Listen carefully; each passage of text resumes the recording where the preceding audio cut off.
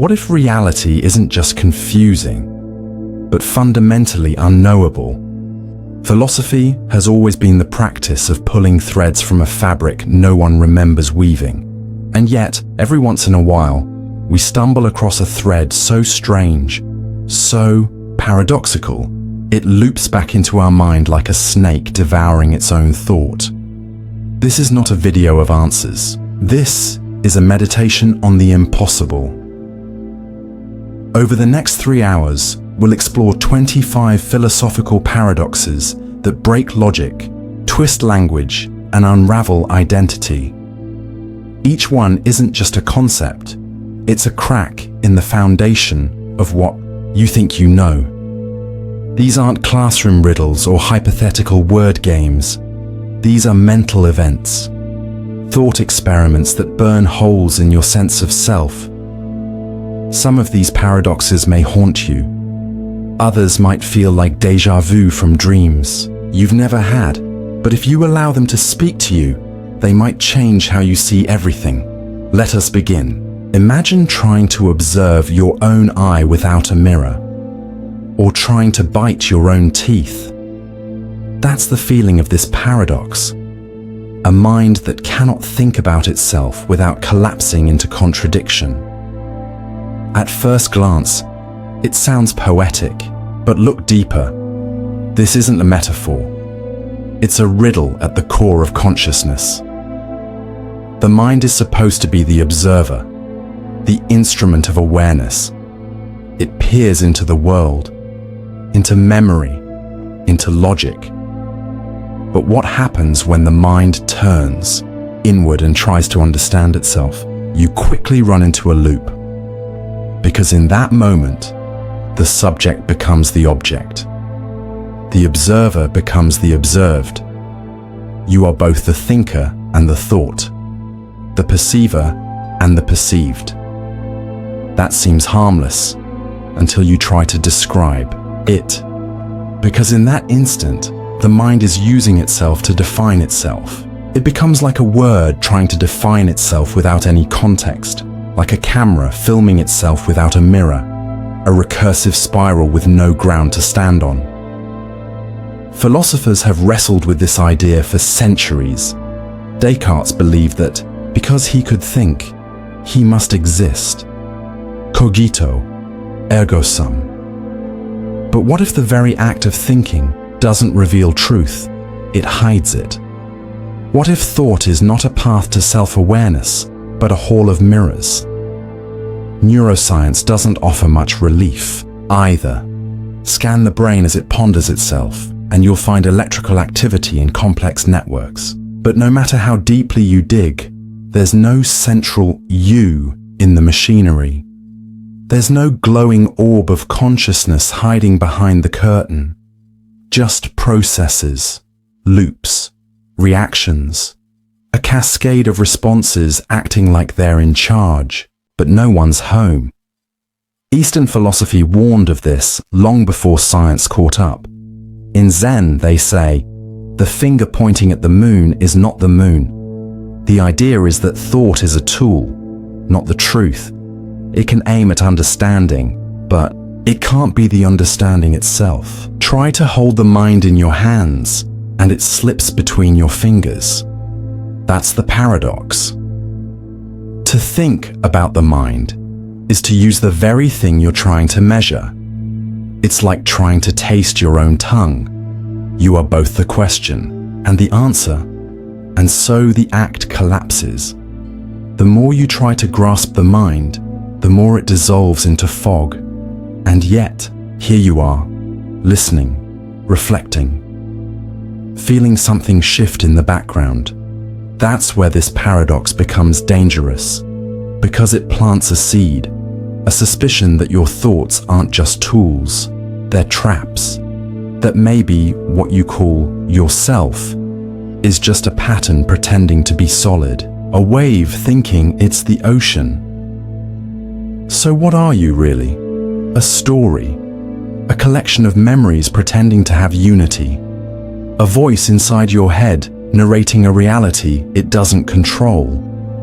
Or are you something deeper, something that watches, even thought itself, but can never be named. Language can't reach it.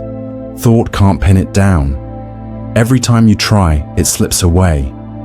Because maybe the mind can do everything except fully know itself. Because to fully know itself, it would have to stop being what it is. And so we are left with a mind that refuses to be thought.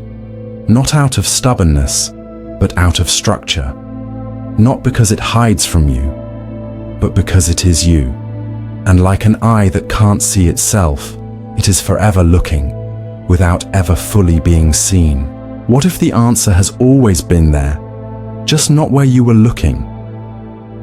This paradox lives in the shadow of every question we've ever asked. It doesn't scream. It doesn't shine. It just waits, quietly, behind the words we use to seek it. To understand it, you have to begin with the nature of questioning. Every question presumes something. Even a simple one, like, "Why is the sky blue?" contains within it a hidden assumption that there must be a reason, that there is something missing, that knowledge is absent, and that the right answer will fill the void. But what if it's the question that creates the void? Imagine a room filled with light. Then imagine putting on sunglasses and asking, "Why is it so dark in here?" You've introduced the darkness, and now you're begging the world to explain it. But the world didn't change. You did. The lens through which you asked the question changed your experience of reality. That's the heart of this paradox. The answer is not hiding. The question is distorting. Now take that idea deeper. Think about the biggest questions we ask in life. What is my purpose? What does it mean to be free? Who am I? These questions are profound. They shape entire philosophies, but they are also traps because they carry within them a demand that the world conform to your structure of asking. They assume that meaning, identity, and truth must appear in the form of linguistic answers, neat sentences, clear ideas. But maybe the answers don't live in language. Maybe they live in experience, in silence, in presence. And maybe when you ask, what is the meaning of life? Life itself is the answer, but you're too busy looking past it, into the maze of intellectual frames, to notice that it's already happening. This idea echoes across mysticism and metaphysics. The Tao Te Ching opens with the line, "The Tao that can be spoken is not the eternal Tao," meaning, the moment you put truth into words, you lose it. Because truth isn't an answer, it's a reality, one that can only be lived, not dissected. Now, think of a mirror. A mirror reflects whatever stands in front of it. But what if you're looking into a mirror while asking, "Where is my reflection?" You might be standing too close or asking too hard. Your question becomes so loud it drowns out what's already there. This is the paradox of the answer that hides behind every question. The more desperately you seek, the less you see. Not because the answer is absent, but because your seeking creates noise. In psychology, this shows up in unexpected ways. Ever try to recall a name that's on the tip of your tongue? The harder you try, the more it slips away. But the moment you let go, walk away, distract yourself, it returns effortlessly. Because the pressure of the question was interfering with the answer. This doesn't mean questions are bad. In fact, they're essential. But their power lies not in solving, but in revealing the limits of our perception. To question is to admit, "I don't know." But to cling to the question, to demand an answer on your terms, is to trap yourself in your own map of the world. a map that might not resemble the territory at all. Here's the twist. Sometimes the answer isn't just behind the question. Sometimes the answer is the question, reflected back at you. What if asking, "Who am I?" is the answer? What if the question is a mirror that shows you your own curiosity, your own longing, your own being? And in that moment, you don't find an answer, you find yourself looking, and maybe that's enough. Because questions aren't always meant to be answered. Some are meant to be held, to be carried like a koan, a paradoxical riddle meant to break the mind open, not solve it. What is the sound of one hand clapping? What was your face before you were born? These are not puzzles. They are invitations to go deeper than the mind, to fall beneath the surface of words, to feel the answer humming beneath the question, like a vibration beneath silence. So next time you feel lost in questions, consider this. You may already be standing on the answer, but you're too busy digging to notice the ground beneath your feet.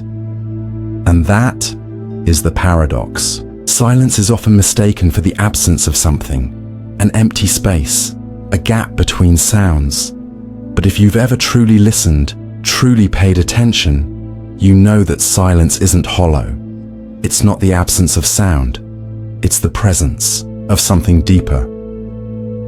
Something that grows louder the longer you sit with it. This paradox begins in that space. The kind of silence that creeps in after a question is asked and not answered. The silence that follows a heartbreak, a death, a revelation. Not because there's nothing left to say, but because anything that could be said would be a betrayal of what's really there. We usually run from silence. We fill it with noise, distraction, chatter, music, even thought. But try this. Sit still, close your eyes, and just listen. At first, it's quiet, maybe peaceful, but then something strange happens. You start to hear the subtle things, your breath, your heartbeat, a distant hum. And then, your thoughts begin to echo louder than before. What you thought was silence becomes a stage for everything you didn't want to confront. The paradox reveals itself. Silence isn't empty. It's a mirror, a reflector of everything you've pushed into the background. The more you listen, the more it reveals. And in doing so, it gets louder, not with sound, but with weight. Imagine standing in an open desert. No buildings, no machines, no people, just wind and sand and stillness. At first, it feels freeing, but soon, the quiet becomes deafening. Why? Because it reflects your existence back at you without filters. There's no buffer, no distraction. You're just there. And for many people, that is terrifying. Because in true silence, you meet yourself. Not the version that talks, that argues, that performs, but the raw core, the part that watches without speaking, the part that's always been there, hidden behind all the noise. This is why monasteries and spiritual retreats embrace silence, not as punishment, but as a doorway, a path inward. Because when the noise is stripped away, what's left is awareness, and awareness doesn't whisper, it roars. In that roaring silence, truths emerge, not as sentences, not as explanations, but as knowing. You remember things you weren't trying to recall. You feel emotions you thought were long gone. Your body speaks in ways your words never could. And yet, silence doesn't demand anything. It just is. It waits. And the more you attend to it, the more it reveals its voice. There's also a scientific layer to this. Studies have shown that silence can trigger default mode network activity in the brain, regions associated with self-reflection, memory retrieval, and moral reasoning. In other words, when there's no input from outside, the brain turns inward. It starts a kind of inner dialogue, a dance of thoughts and awareness.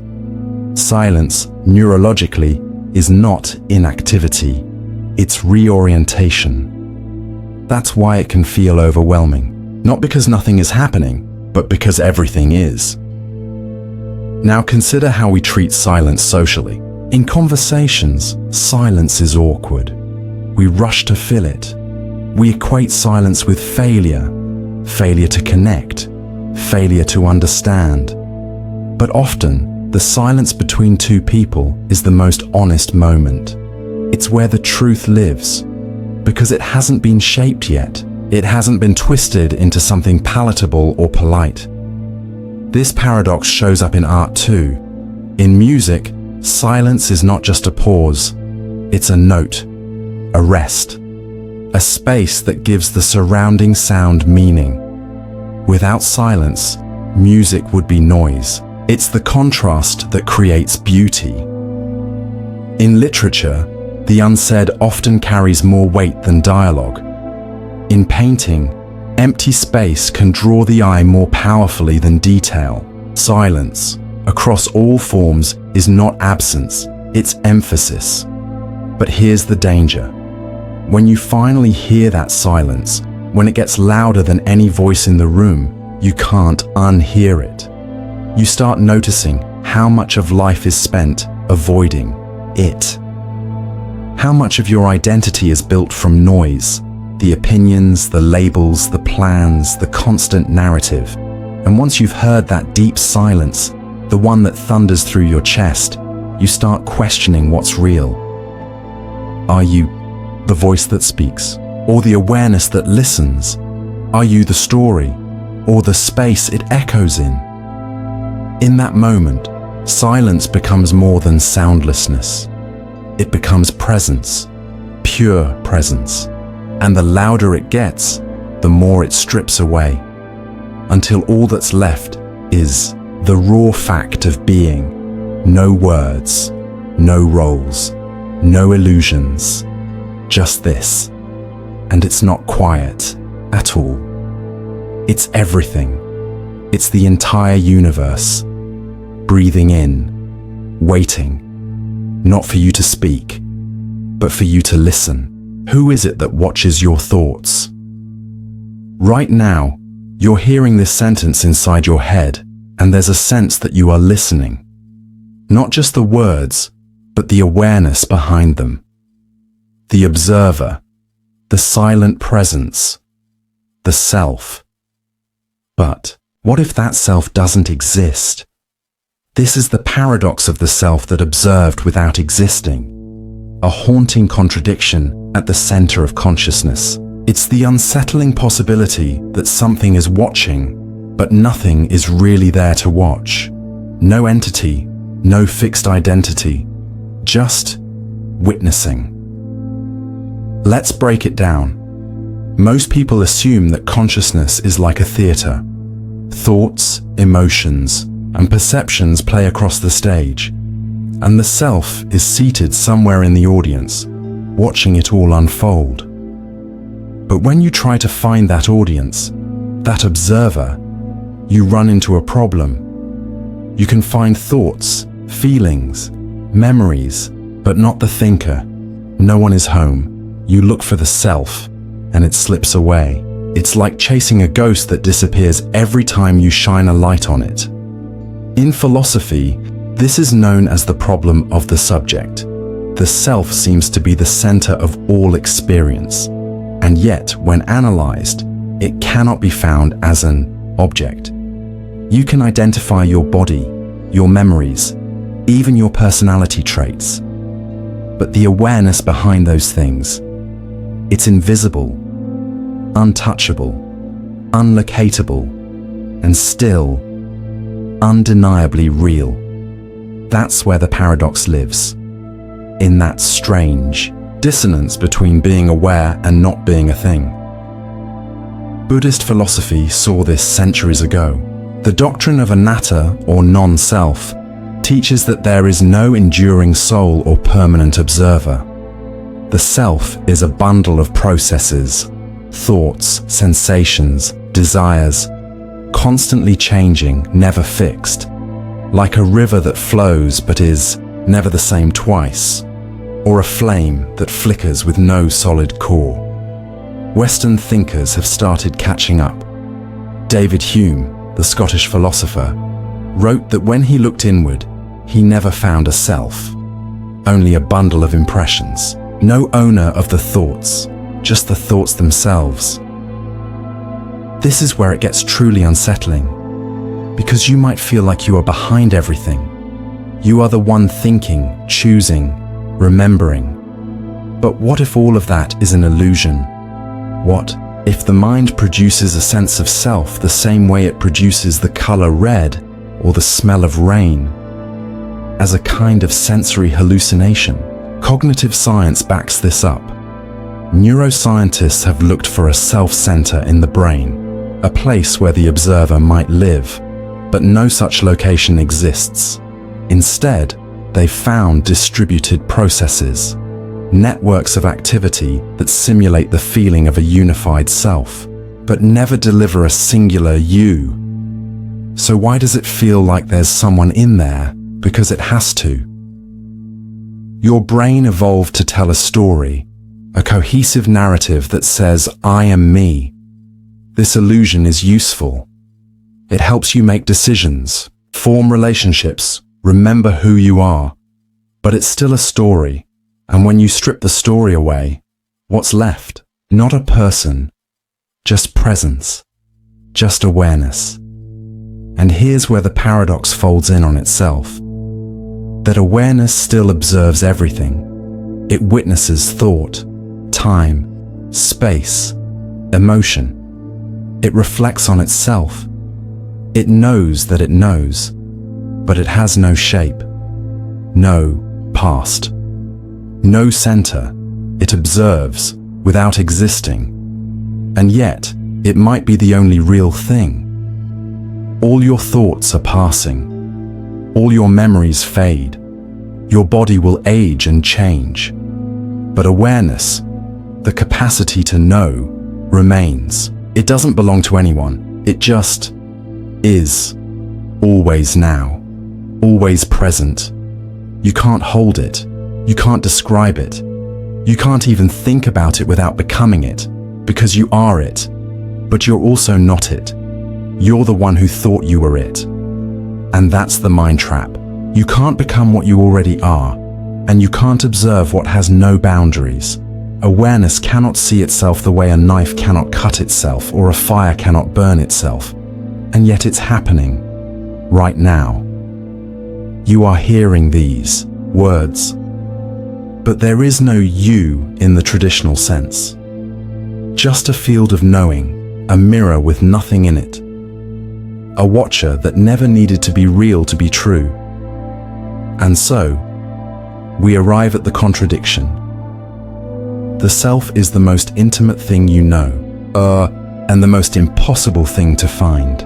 The self observes every moment of your life. And yet, it cannot be located in any of them. So what are you really? A character in a story? A point of awareness? A dream that thinks it's awake? Whatever you are, it's watching. But it may never be known. Because maybe the self, the real self, doesn't exist. It only watches. Imagine standing at a fork in the road. You pause, reflect, and then step confidently to the left, convinced it's the right path.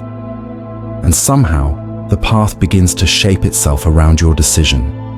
Trees lean inward, sunlight sharpens, and a strange sense of destiny forms in the soil beneath your feet. But then a whisper of doubt enters. You wonder, what if I was wrong? And suddenly, the terrain subtly shifts. The left path bends differently now. What once felt inevitable begins to feel uncertain. This is the paradox of the path that changed. Direction when you believed in it. A philosophical riddle that blurs the line between perception and reality, between mind and world. At its heart is the strange idea that belief doesn't just influence reality, it creates it. Most of us assume paths are fixed. You arrive, you choose, you walk. But what if choice isn't about navigating a map? What if the map draws itself as you walk it, and redraws itself every time you second guess? There's a reason this paradox echoes through mythology, literature, and mysticism. The idea that your belief can bend reality isn't just poetic. It's psychological, neurological, and metaphysical. In quantum physics, particles behave differently depending on how, or if, we observe them. The famous double-slit experiment revealed that simply watching a particle changes its behavior. In other words, the act of belief, or focused attention, reshapes the outcome. Reality conforms to expectation. Now, translate that into lived experience. Say you believe you're a failure. That belief starts coloring everything. How you interpret events, how you perceive yourself, how others react to you. Opportunities shrink, posture slouches, tone of voice shifts. But if you flip the belief, even slightly, the world around you begins to respond. Not because the world changed first, but because you did. The path moves when you believe it can. In psychology, this is called the self-fulfilling prophecy. But the paradox is deeper than that. It's not just that beliefs influence your experience, it's that reality itself seems to rewire based on belief, like a road that watches you walk and changes its destination when you commit to the journey. This challenges our assumption that reality is passive, external, independent of the observer. It whispers something terrifyingly powerful. That what you believe isn't just about the world, it's part of the world. In spiritual traditions, this idea becomes divine law. Faith is the mechanism by which mountains move, waters part, and fate bends.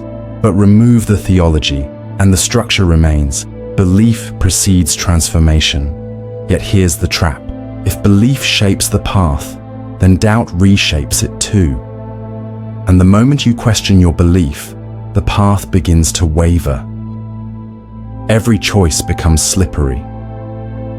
You no longer walk with conviction. You stumble. You hesitate.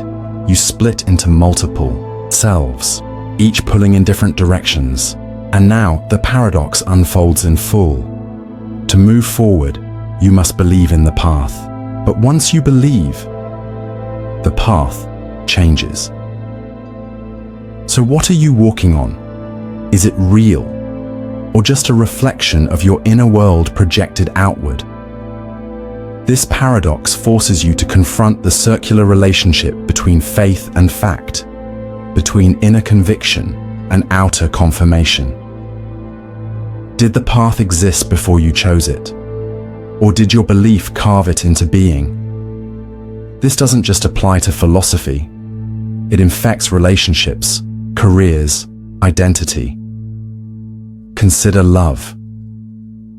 When you believe someone is trustworthy, you open up, you share more, you're kinder, more stable. And that belief encourages trustworthiness in them, but injects suspicion, and the whole dynamic tilts. The relationship morphs into something entirely different, even though the people haven't changed. The path shifted with belief. Or take creativity. Many artists, writers, and thinkers report that their best work comes when they believe they're connected to something larger than themselves, a flow, a force, a muse. That belief removes self-doubt, and suddenly ideas surge, but lose that belief, and the same path becomes blocked. So where does this leave you? It leaves you in a world where reality is more fluid than solid, where paths are not given, they are grown, where certainty isn't found, it's chosen. And that's both empowering and terrifying, because if you're the one shaping the path, you can never be certain where it truly leads. Maybe that's why we fear making decisions, not because the options are unclear, but because we sense that once we believe in one, we change what it is. The destination is no longer what it was. The path bends with belief.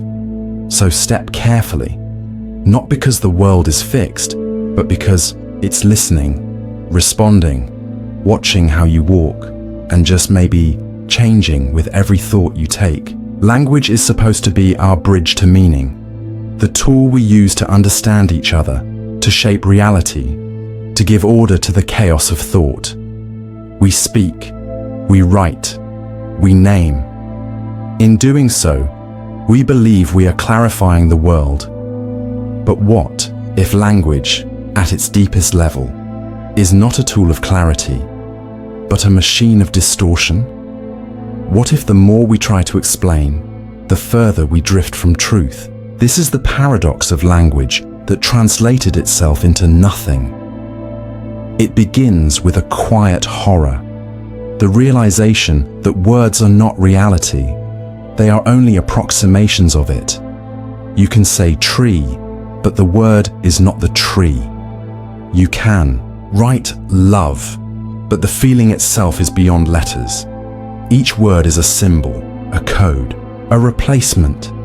And when you start stacking symbols on symbols, definitions built from other words, concepts built from other concepts, you begin to drift into a realm where meaning becomes self-referential, a hall of mirrors, a system that folds in on itself. Ludwig Wittgenstein, the 20th century philosopher, said it best: "Whereof one cannot speak, thereof one must be silent." He knew that at the edge of language, words break down. They can't carry the weight of ultimate truths. They crumble under paradox, under infinity, under raw experience. Think of how we define words in a dictionary. One word is defined by using other words, but those words are in turn defined by more words. Eventually, the whole structure becomes circular, an endless loop of signifiers pointing to each other, but never arriving at anything concrete. Meaning evaporates into abstraction.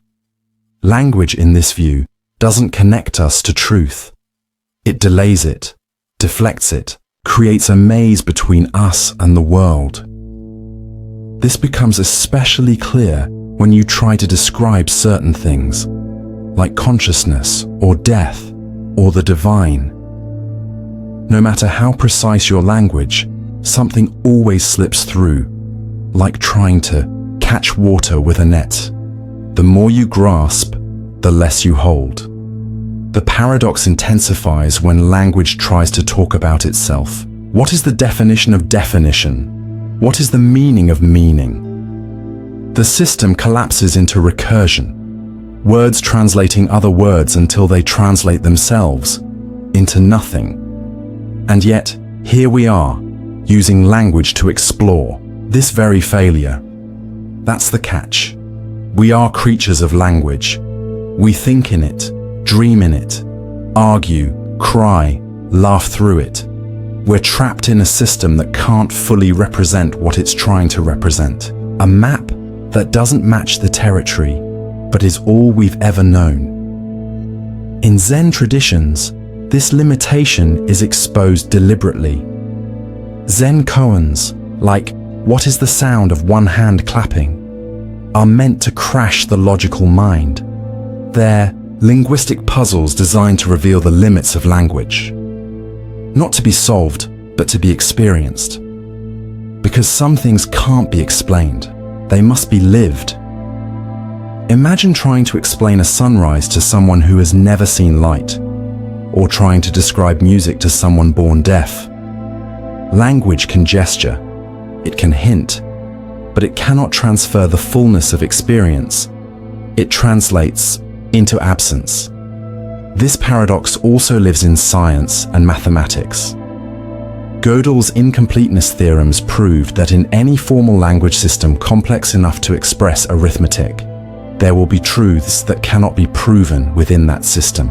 In other words, the language of math, like the language of words, contains gaps. It can describe much, but not all. Some truths lie forever beyond its reach, and still, we chase them with words. That's the tragedy and the beauty. We build libraries, scripts, scrolls. We speak poems and prophecies. We encode our existence in language, even as it fails us. But maybe that failure is not a flaw. It's a feature, because when language collapses, something else emerges. A pause, a presence, a silence that speaks more than words ever could. When words run out, we are left face to face with the raw, unfiltered moment. A lover's gaze, a child's first breath, a final goodbye. None of these need language. They happen before speech, beyond it, and after it. So maybe the point isn't to abandon language, but to know its limit, to know that every word is a finger pointing to the moon, not the moon itself, and that the moment we mistake the word for the thing, we've lost both. Language, at its best, is poetry, a dance around what can't be said, a spiral, not a straight line. And when we let it spiral far enough, it might just return us to silence. Not empty silence, full silence. The kind that holds everything, without needing to explain any of it. And in that silence, language finally fulfills its purpose. By translating itself into nothing, it lets everything else be. There's a particular kind of dream that feels too real. You're walking through streets you've never seen before, touching walls that feel solid, speaking words you didn't know you knew, and for a time, it's your reality. You feel hunger, love, fear, hope. It all makes perfect sense, until you wake up. But what if you didn't? What if the dream kept going, and forgot it was a dream?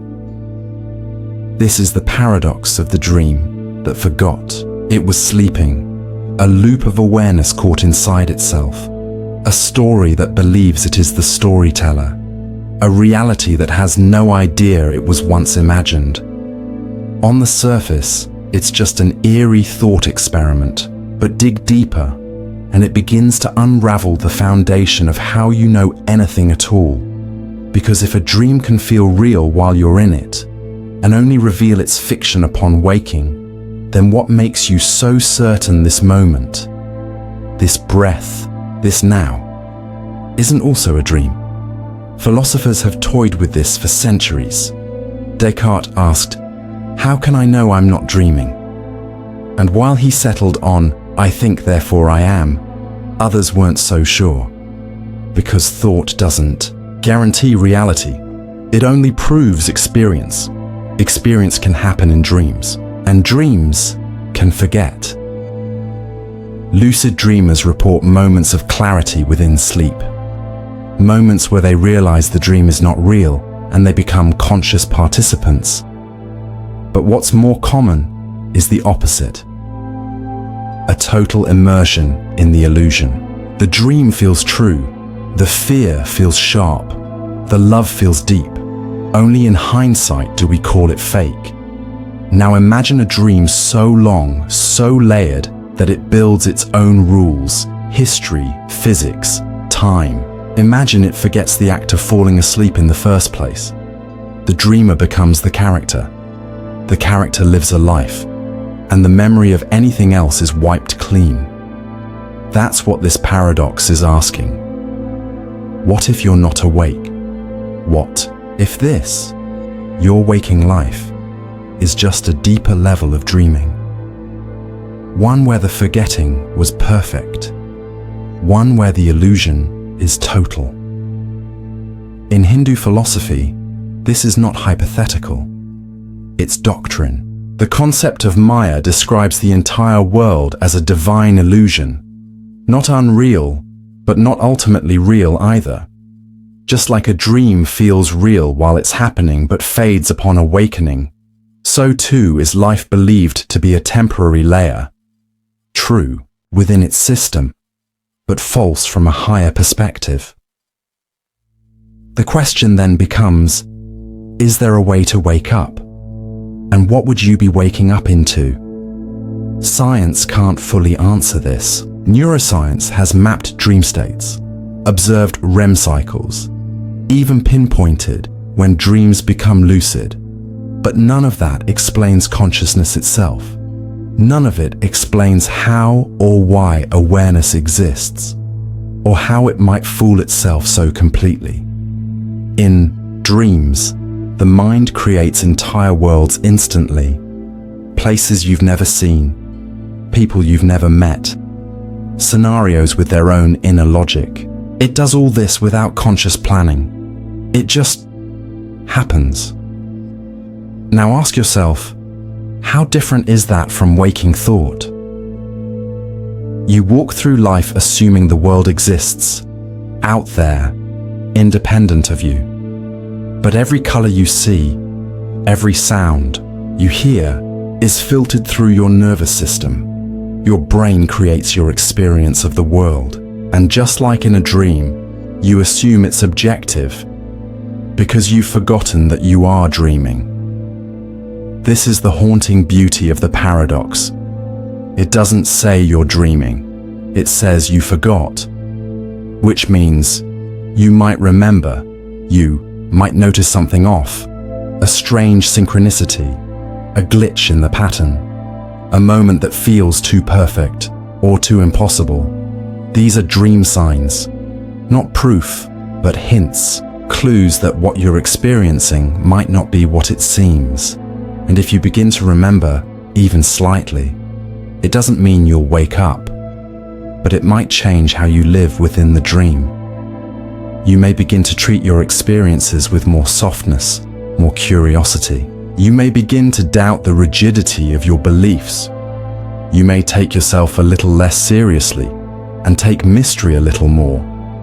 Because if this is a dream, it's yours. Not in the egoic sense, but in the deepest, most sacred sense. You are the dreamer, and the dream, and the forgetting, and maybe, just maybe, the awakening. But don't expect trumpets. Don't wait for the sky to tear open, or your body to vanish. Awakening doesn't always mean escape. Sometimes it means awareness within, knowing that you're dreaming while still dreaming. That changes everything. You begin to look at others, not as fixed identities, but as characters who've also forgotten. You forgive easier. You listen more. You stop clinging to control. Because what's the point of fighting for control in a dream? You let go.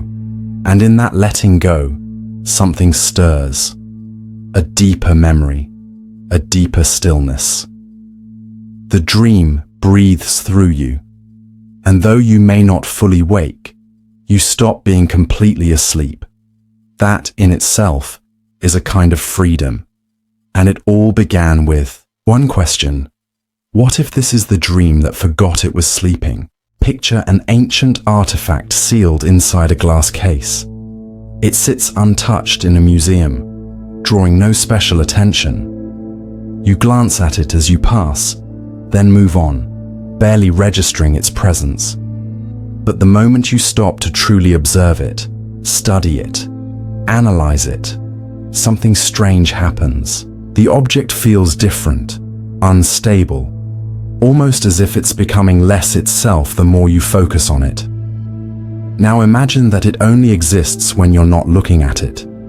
The moment you try to define it, it slips away.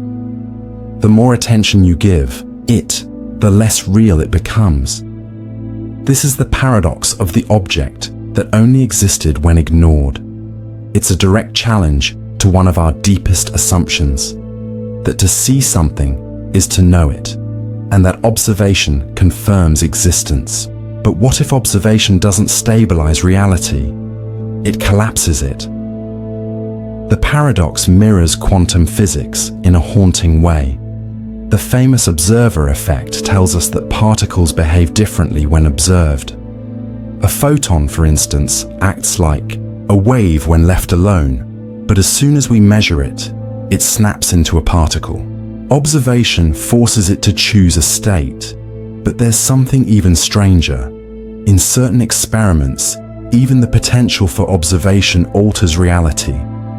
The mere possibility of being watched can change how something behaves. In this quantum context, the object is most itself when no one is looking, and less real the more attention it receives. Now take that idea and scale it up. What if this doesn't just apply to particles? What if it applies to objects in general, to ideas, to identities? Consider a joke. Sometimes the funniest moments are the ones you don't analyze.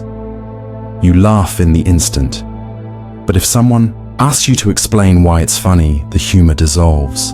The more you pick it apart, the less funny it becomes. The essence only existed when you weren't looking at it too closely. Or consider love.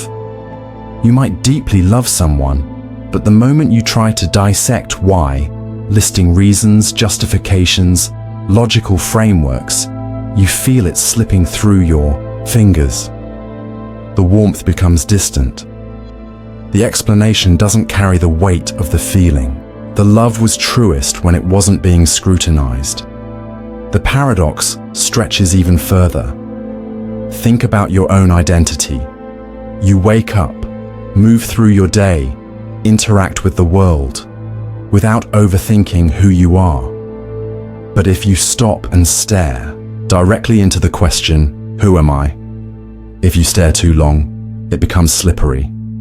Your roles, your memories, your personality traits begin to feel like clothes you're wearing, not something solid.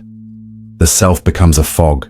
Your sense of I only feels stable when you're not looking directly at it. This is the deep structure of the paradox. The essence of certain things lives in the periphery of awareness. They are most themselves when left unexamined. This isn't about ignorance. It's not about choosing not to look out of fear or laziness. It's about the way certain truths hide in plain sight, but only as long as you don't disturb them. It's like watching a bird in the wild. Approach too, directly, and it flies away. But if you sit still, let it come to you. It lands on your shoulder. The moment you try to possess it, you lose it. The object only exists when ignored. This brings us to an emotional truth as well. Pain, for example, grows louder when you obsess over it. But sometimes, when you allow yourself to forget it, just for a moment, it fades. Not because it's gone, but because attention is fuel. And in absence of attention, some things shrink into the background where they belong. Of course, not everything follows this pattern. Some things require scrutiny, focus, study.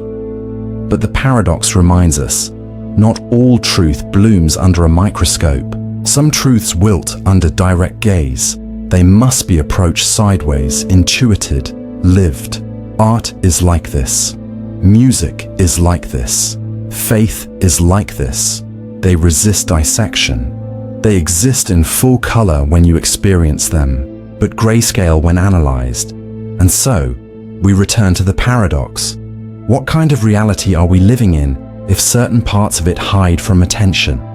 What does it say about our minds that some of our most essential feelings, beliefs, and even identities can only breathe when we leave them alone? Maybe reality isn't a solid object waiting to be catalogued. Maybe it's a nervous creature, one that only comes out when the spotlight is turned off. Maybe truth is something that sneaks in through the cracks while you're busy looking elsewhere. So the next time something beautiful appears in your life, an idea, a feeling, a moment, try not to chase it down. Try not to own it, define it, preserve it. Instead, let it be. Let it sit just outside your gaze. Let it whisper itself into being by not looking too hard. you don't notice the ticking of a clock until it's too late, until the silence between seconds grows loud, until a moment has passed and something inside you wishes it hadn't.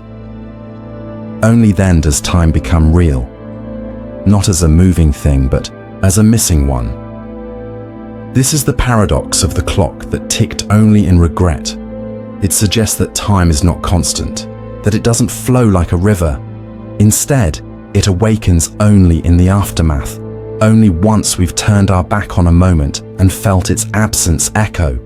In other words, we don't feel time passing, we feel it having passed. In daily life, we treat time like a reliable partner. We schedule it, measure it, trade it. But behind this illusion of control is a truth much harder to face. We never really experience time directly. We only experience its effects through memory, change, and loss, and most viscerally through regret. You don't regret something while it's happening. You regret it after, when the possibility for change has closed, when the door clicks shut and you're left staring at where it used to be. Time, in this paradox, is a ghost, not a companion walking with you, but a figure that follows behind, tapping your shoulder when you least expect it. And when it does, it's already too late. This raises the question, what if time is not made of seconds, but of regrets? Each tick of this strange clock isn't a beat in the present, but a bruise from the past. And you only hear the ticking when you revisit a path not taken, a word not said, a chance you let slip. The clock was silent during the moment itself. But now, in memory, it screams. In neuroscience, this isn't far off. Studies show that our sense of time is deeply influenced by emotion. Boredom stretches time. Joy collapses it. Trauma warps it into fragments. But regret is unique. It anchors time. It gives the illusion of precision. If only I'd left 5 minutes earlier. If only I hadn't said that at exactly that time. Regret pins time down like a specimen. It makes us believe we understand time, when in truth, we're just clinging to pain. But why? Because regret gives us a false sense of agency. In hindsight, the path looks clear. You think, I should have known better. But that knowing is an illusion. At the time, you didn't have the information, the perspective, or the wisdom you now possess. Regret tricks you into believing you could have acted differently, when really, you couldn't. And still, the clock ticks. Not forward, but inward. Because regret is not about time itself. It's about value. Regret reveals what mattered, who mattered, what was real. Time becomes real only when it's tied to something we care about. That's why we can lose hours to distraction and feel nothing, but lose 1 second with someone we love and feel it for a lifetime. This is why the clock only ticks in regret, because regret shows us time's weight. Imagine if we could feel the importance of each moment before we lost it. Would we live differently? Would we speak with more honesty? Hold hands longer? Say I love you without waiting for the right moment? Maybe, but maybe not. Because part of what makes moments precious is the fact that they can't last. If we could hold on to them forever, they might lose their sharpness, their meaning. Time, paradoxically, needs to pass for meaning to emerge. And meaning is born in contrast, in what's gone, in what was missed. In this way, regret becomes a teacher. A cruel one, yes, but an honest one. It shows you not just what you lost, but what you valued without knowing it. It whispers, that mattered. And in that whisper, time returns. Not as minutes or hours, but as memory, as aching, as truth. So how do you live with this paradox? How do you walk alongside a clock that only ticks in hindsight? you become present, not perfectly, not all the time, but more often. You begin to listen to the silence before the ticking begins. You start noticing the way someone looks at you when they think you're not watching. The way the light falls across a room at sunset. The way your breath feels when you're about to speak your heart. You begin to value the moment without needing to lose it first, and even then, regret will come. It always does. But instead of seeing it as a failure, you begin to see it as a message, a reminder that time was real, that it mattered, that it passed through you and left something behind. And maybe in those quiet spaces where the clock still ticks, you'll find something more than sadness. You'll find gratitude, not for what you lost, but for the fact that you had it at all. What if proving something true made it false? It's a contradiction that sounds like a riddle, but it cuts deeper than that. Because in this paradox, truth is not a fixed destination. It's a tension, a mystery, a fragile state that collapses under the weight of certainty. This is the paradox of the truth that became a lie when proven. We like to think of truth as permanent, something timeless, universal, discoverable, that once a truth is known, it becomes more real, more solid. But some truths aren't built for exposure. They live in context, in subtlety, in silence. And the moment they are dragged into the light and measured, analyzed, quantified, they change. Imagine telling someone you love them. Before the words are spoken, love exists in glances, in actions, in presence. It is felt, mysterious, luminous. But once you say it, I love you, it enters a new dimension. Now it's judged, interpreted, tested. Do you really? What does that mean? Will you tomorrow? The truth of your feeling may not have changed, but the reality around it has. The very act of proving it creates doubt. This isn't just emotional, it's logical. In formal logic and mathematics, Gödel's incompleteness theorems showed that any system complex enough to contain arithmetic will always contain true statements that cannot be proven within that system. In other words, some truths exist, but proving them breaks the system that holds them. Truth, in these cases, becomes paradoxical. Proof is not validation. It is destruction.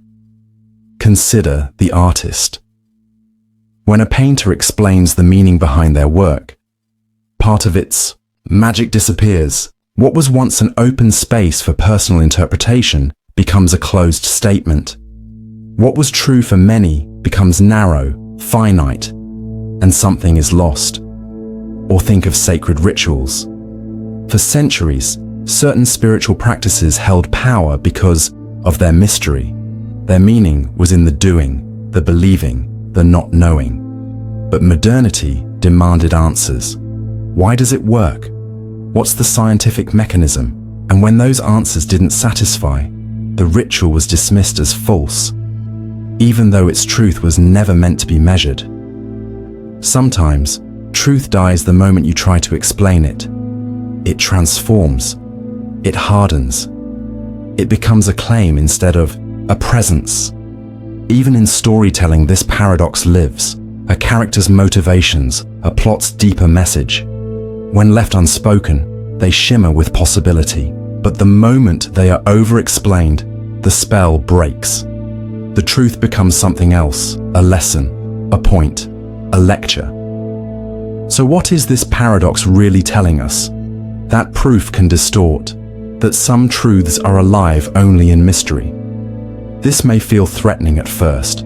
We crave certainty. We're trained to believe that proof is the path to truth. But maybe the deepest truths aren't meant to be held. Maybe they are meant to be lived, touched without being trapped, known without being dissected. A silence can be true. A look can be true. A dream can be true, not because it happened, but because it mattered. And the moment we try to capture that, to reduce it, to hold it up and say, "See, I proved it," we lose what made it true in the first place. There's also a deeper warning here, that truth can be weaponized. Once something is proven, it becomes dogma. It hardens. It stops being questioned. And when that happens, even falsehoods can wear the mask of truth because people stop looking beneath the surface. History is full of examples. Scientific truths that justified oppression, economic laws that ignored suffering, cultural facts that erased entire peoples. They were proven, accepted, and later revealed as lies. But by then, the damage was done. Truth in this paradox is delicate, alive, mutable. It isn't afraid of being questioned, but it is afraid of being frozen. When we try to lock it in place, to prove it absolutely, we often end up killing it. So how do we honor truth without turning it into a lie? We approach it like a flame, something to be warmed by but not caged. We listen more than we explain. We admit that knowing and proving are not always the same, and we make peace with mystery. This doesn't mean rejecting all proof or falling into nihilism. It means knowing the limits of what proof can offer. It means respecting the layers of reality that exist beneath the surface, and understanding that pulling them up too quickly can unravel everything. Some truths are meant to be held loosely, to be felt rather than framed, to be lived rather than displayed. And when we try to prove them, to force them into fixed meaning, we don't make them stronger. We make them false. Because sometimes the most honest thing we can say is not, "Here is the proof, but I know this is true, even if I can't prove it." You like to believe you're in control, that when you make a choice, it's because you weighed the options, thought carefully, and decided for yourself. You picked the red shirt. You walked away from the argument. You said yes or no. And those choices you believe are evidence of your free will. But what if the opposite is true? What if your decisions weren't acts of freedom, but the very thing that created you? This is the paradox of the decision that made you before you made it. A disturbing twist in the illusion of agency, where it's not the self that makes the decision, but the decision that forges the self. Let's start with a simple idea. You are not born fully formed. You become who you are over time, through experiences, memories, and choices. That much is obvious. But what if the critical shaping moments didn't just reveal who you were, but constructed you? Imagine you're faced with a moral dilemma. You can lie to protect someone you love, or tell the truth and hurt them. You deliberate, you struggle, and then you choose. Now stop. That moment, that decision, doesn't just express your values, it builds them. You weren't fully you until that choice was made. The you that existed before the choice was only a potential, a forked road. The you that came after the choice is a new creature, shaped by the very act of choosing. But it gets stranger. Neuroscience has shown that the brain often prepares decisions milliseconds, sometimes seconds, before we become consciously aware of making them. In lab settings, scientists have detected patterns of brain activity that predict a person's choice before they know it themselves. The brain decides, and only afterward does the conscious mind catch up and narrate it as a choice. You think you're steering the ship, but you may just be narrating the ride. This doesn't mean you have no will. But it raises the question, what part of you is doing the deciding? Is it your conscious awareness? Or the billions of neural interactions running in the background, shaped by genes, past experiences, traumas, and random chance? In this view, the decision is not a product of the self. It's the moment the self crystallizes, like a line drawn across the fog. Before the decision, you are possible versions of yourself. After it, you become one. And from that point on, you tell yourself that you always would have chosen that way, but you couldn't have known, not until you did. Here's where the paradox blooms. The self that chooses is not fully formed until the choice is made, but the choice appears to require a self to make it. It's a feedback loop, a snake that births its own tail. This shows up in your personal story too. Think of a turning point in your life, a breakup, a career shift, a move to a new city.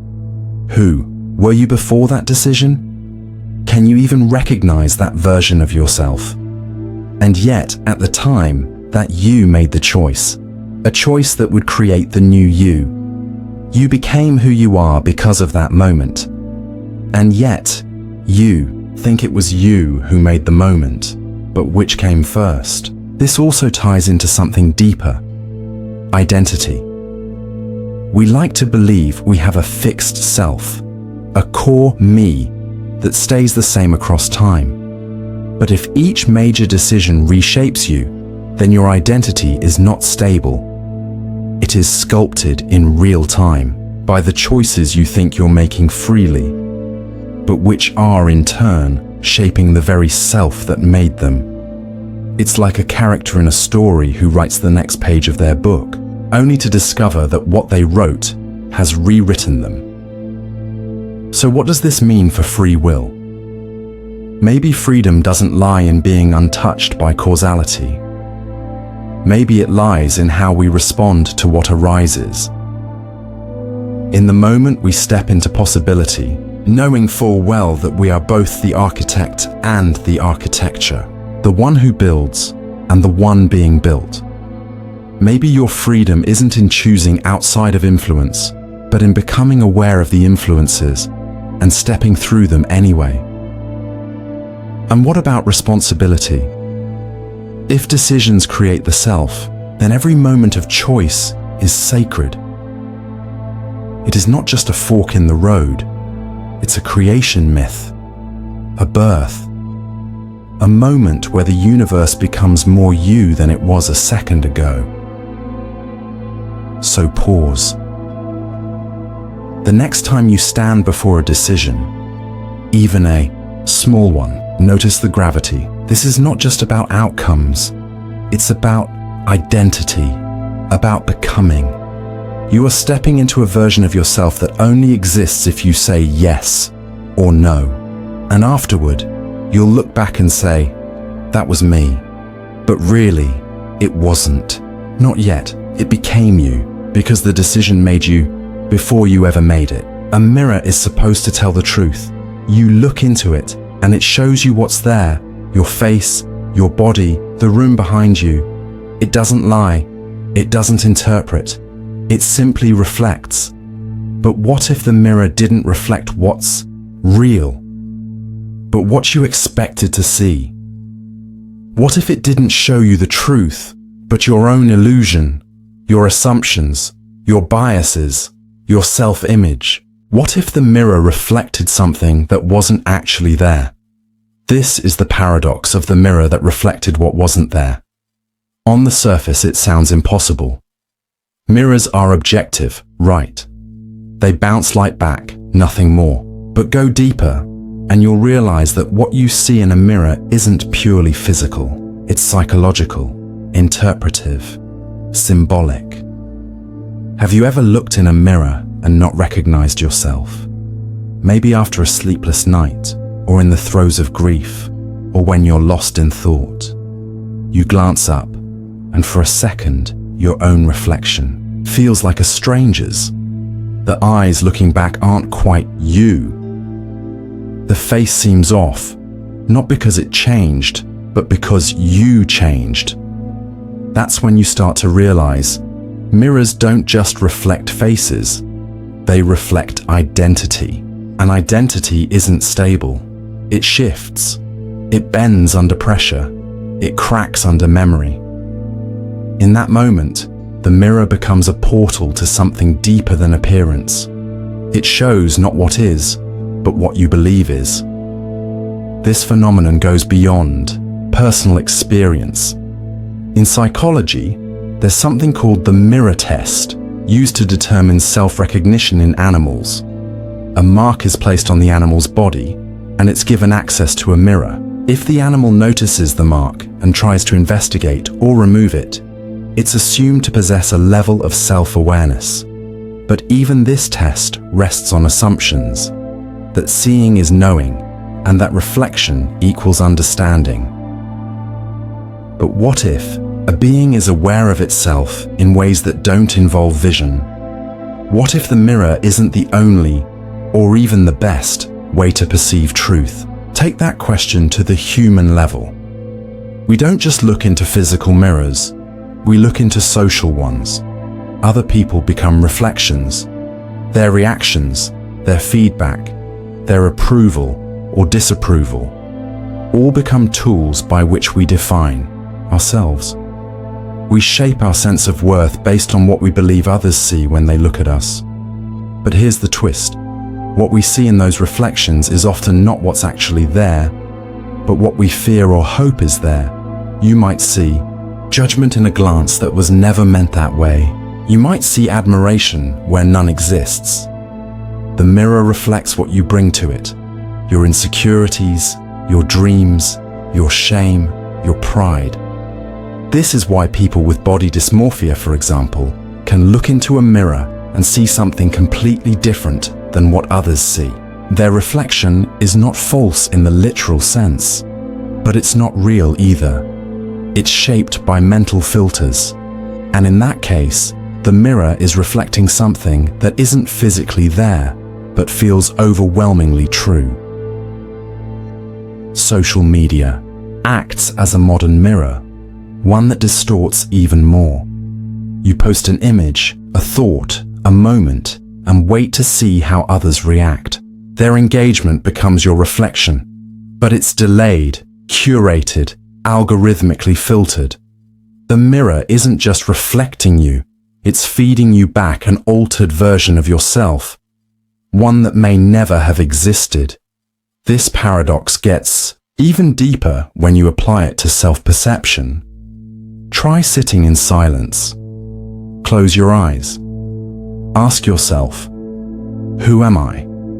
You may feel sensations, thoughts, memories, but can you point to something solid, some core you that exists independently of all the shifting content? Most find they cannot. The self, it turns out, is a kind of internal mirror, always reflecting experiences, thoughts, roles, but the one doing the reflecting, that you, it's hard to find, like a mirror that reflects something that was never there to begin with. In Eastern philosophy, especially in Buddhism, the self is considered an illusion, a construct built from habits, reactions, and conditioning. When you stop identifying with the reflection, the illusion starts to dissolve. The mirror is still there, but the image fades. So, what are you left with? Awareness, presence, a mirror with no image, no expectation, just the capacity to reflect. This is the deepest layer of the paradox. The mirror that reflects what isn't there is also the mind that sees what it expects and misses what truly is. And yet, it's all you've ever known. So how do you escape it? Maybe you don't. Maybe the point isn't to destroy the mirror, but to understand it, to see its distortions for what they are, to stop chasing the perfect reflection, and instead, notice what's behind the glass. silence, stillness, a presence that doesn't need reflection. Because in the end, the mirror may never show you who you truly are. But if you stop looking, you might finally see. Some things feel closer the more you reach for them, like a door that opens as you approach, or a hand that meets yours halfway. But others work in reverse. You chase them, stretch toward them, run at full speed, only to find them further away than when you began. This is the paradox of the distance that grew the closer you got. At first glance, it seems like a spatial illusion, a trick of perception, but look closer, and you'll find this paradox doesn't just apply to physical space. It lives in relationships, ambitions, memories, even in the act of understanding itself. Let's start with something simple, a horizon. As you walk toward it retreats. No matter how far you travel, the horizon is always ahead, just out of reach. You never arrive. The distance persists. In fact, it grows in proportion to your effort. The more you pursue it, the more it eludes. Now take that metaphor and apply it to life. You chase happiness. You believe that once you get the job, the relationship, the money, you'll finally feel whole. You get closer, and yet the feeling doesn't arrive. Or maybe it does briefly, then evaporates. And suddenly, you realize you're standing at a new starting point, with another finish line in the distance. The goalposts moved. The closer you got, the further it felt. This isn't a flaw in your thinking. It's a structure of the mind. Psychologically, this is tied to something called the hedonic treadmill, a phenomenon where humans quickly return to a baseline level of happiness after positive or negative changes. You adapt. The promotion that once thrilled you becomes the new normal. The vacation becomes a photo. The dream fades into the background, replaced by a new desire. So the chase continues. The distance resets.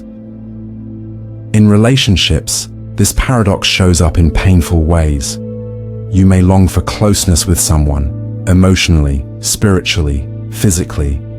But the more you reach, the more they retreat. The more you try to explain, connect, understand, the more miscommunication and distance seem to grow. Like two magnets reversed. Proximity breeds resistance. You thought vulnerability would create connection, but instead, it revealed a chasm. Or maybe it's not them. Maybe it's you. You try to get closer to who you used to be, to reclaim a feeling, a version of yourself you loved. But the harder you try to return, the more foreign it feels. Nostalgia becomes a kind of exile.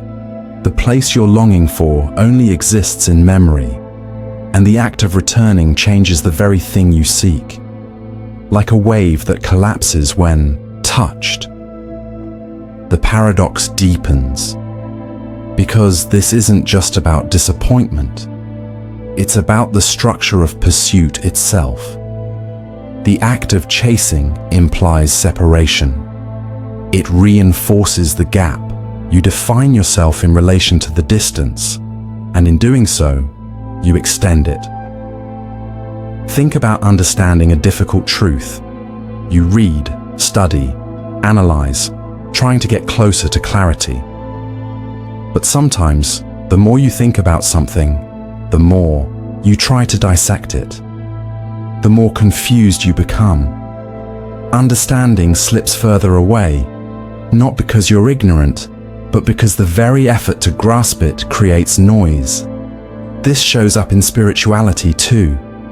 Many mystics speak of seeking the divine, only to find that seeking itself is the obstacle. You try to reach God or enlightenment or inner peace, and the closer you get, the more distant it feels.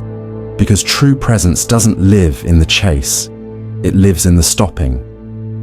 In Zen, they say, stop chasing the ox, meaning the ox, the truth, the answer, the awakening, was always here. But the pursuit itself creates the illusion of distance. The moment you stop, the distance disappears.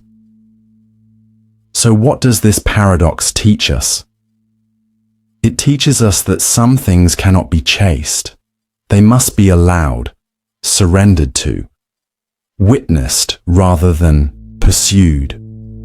It teaches that the mind, in its hunger for progress, often becomes the architect of its own frustration. It teaches that presence is not ahead, it's beneath, and it asks us a deeper question. What are you really chasing? An outcome, a feeling, a version of yourself? And are you chasing it because it's truly out there, or because the chase helps you avoid the stillness of being here? Because sometimes the distance is not real.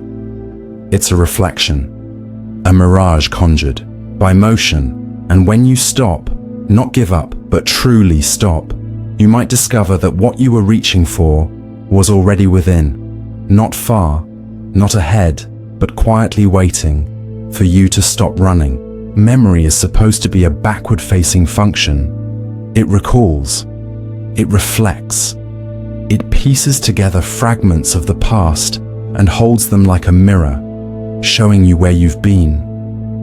Memory is the evidence of living, the proof that something happened. It's meant to be rooted in time.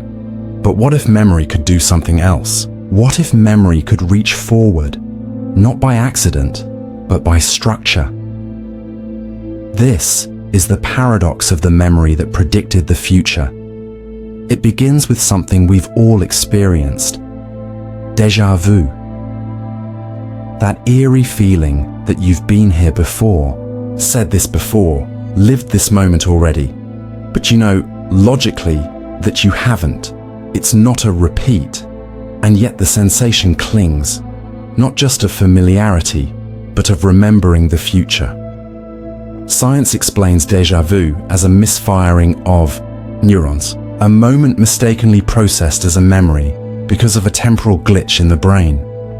But that doesn't explain how vividly true it feels when it happens. It doesn't explain the uncanny emotional weight, and it certainly doesn't explain the dreams that come true. The ones you forget until the moment arrives and something inside you whispers, "You knew this." What if these aren't glitches? What if memory, under certain conditions, isn't bound by time at all? Quantum physics introduces us to the idea that time may not be linear, that past, present, and future could all exist simultaneously, like different frames of the same reel of film. If time is not a line but a field, then memory could be more like a sense, a way of accessing any point, not just the past. Your memory may feel like a library of what has been, but what if it's more like a tuning fork, resonating with moments that haven't happened yet? Think about your dreams. Many report dreams that later reflect actual events, sometimes mundane, sometimes life-changing. Not always exactly, but eerily close in feeling and detail. Skeptics say this is selection bias, that we forget the dreams that don't come true and fixate on the ones that do. But what if some dreams are future memories? Not predictions, not prophecies, but echoes, ripples that travel backward. Now consider how memory shapes decision-making.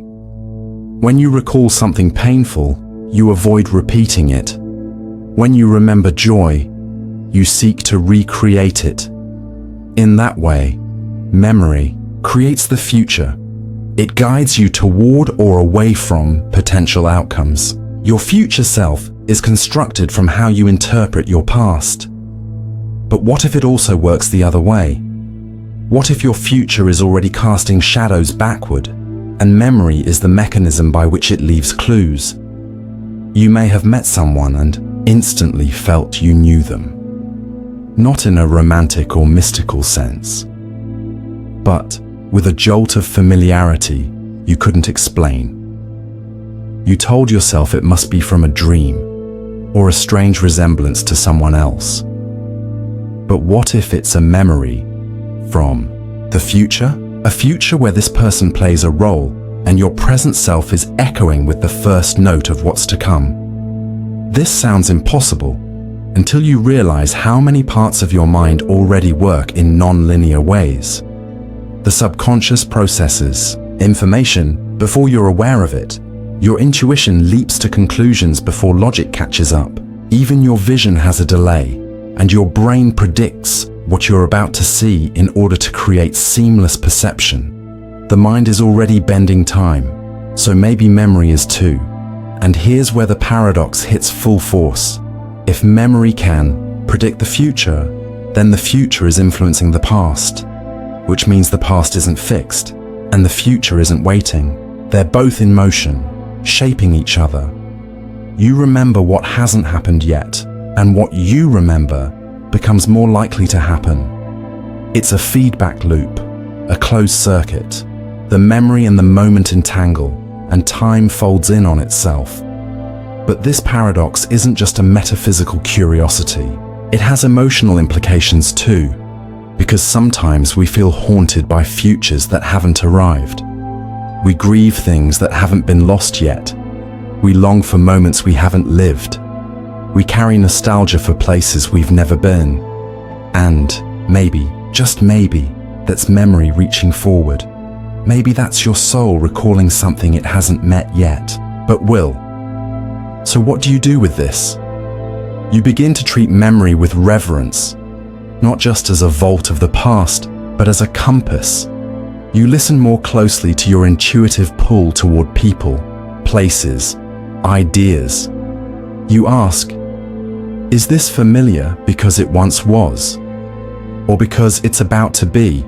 You become more attuned to patterns, to dreams, to those strange moments that make no logical sense but hum with meaning. You stop assuming time only flows in one direction, because sometimes memory is a whisper from what hasn't happened yet.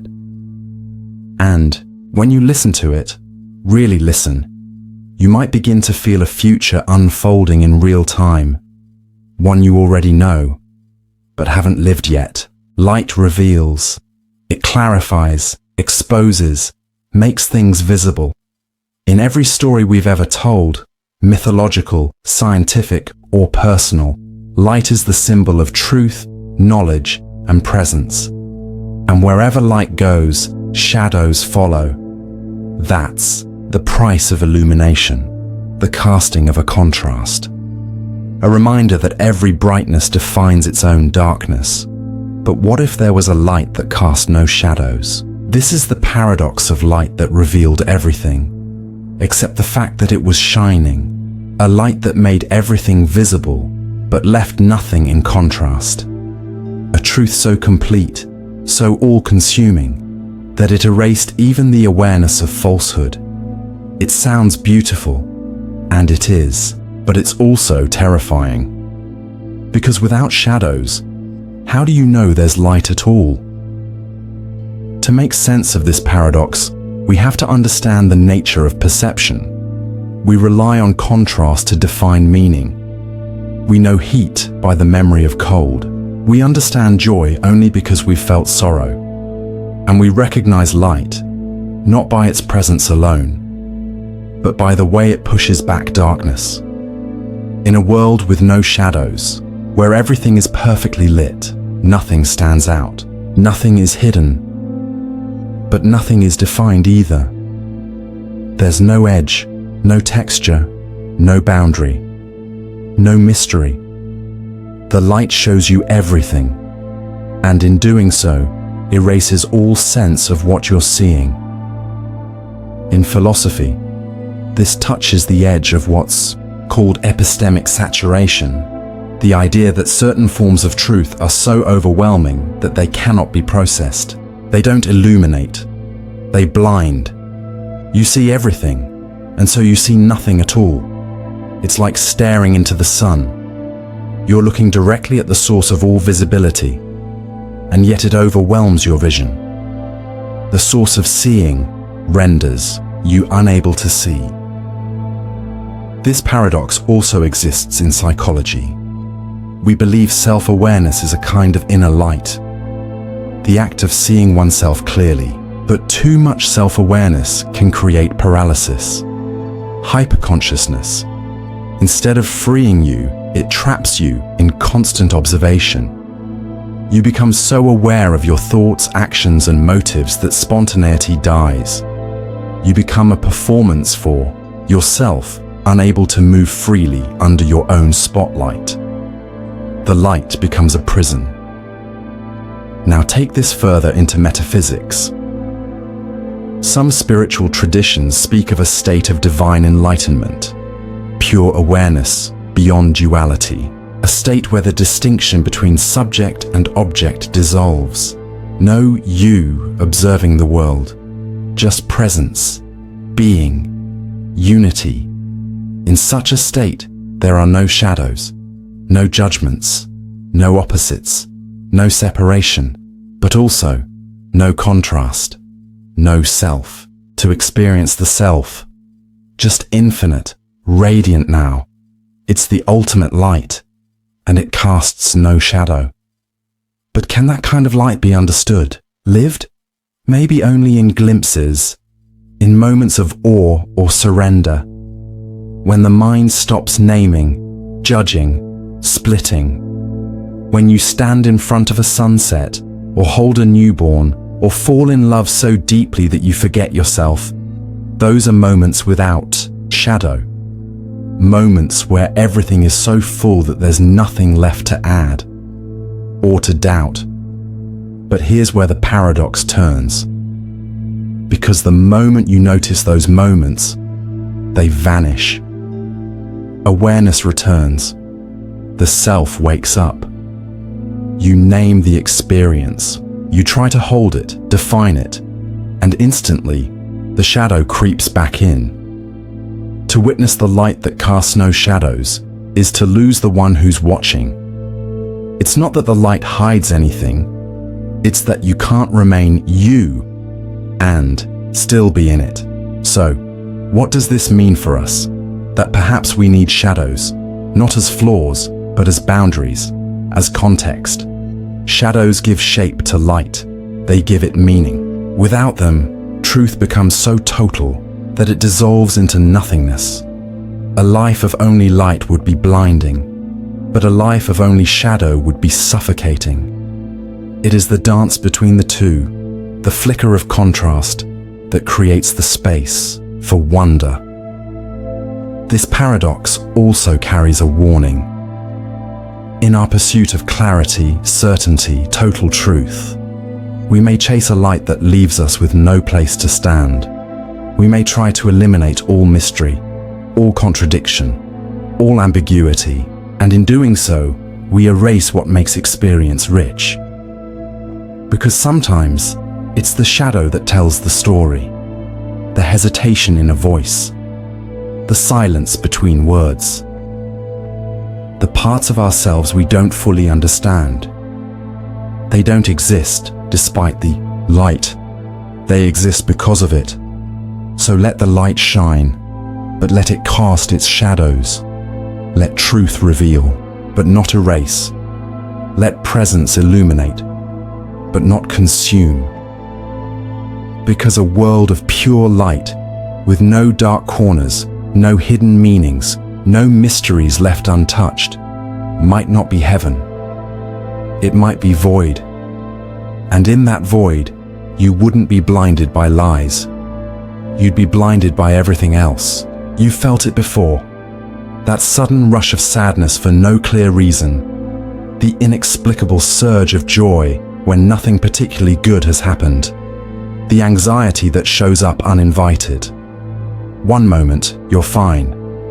The next, you're overcome. And when you finally ask yourself, why am I feeling this way? You realize you don't know. This is the paradox of the emotion that felt you first.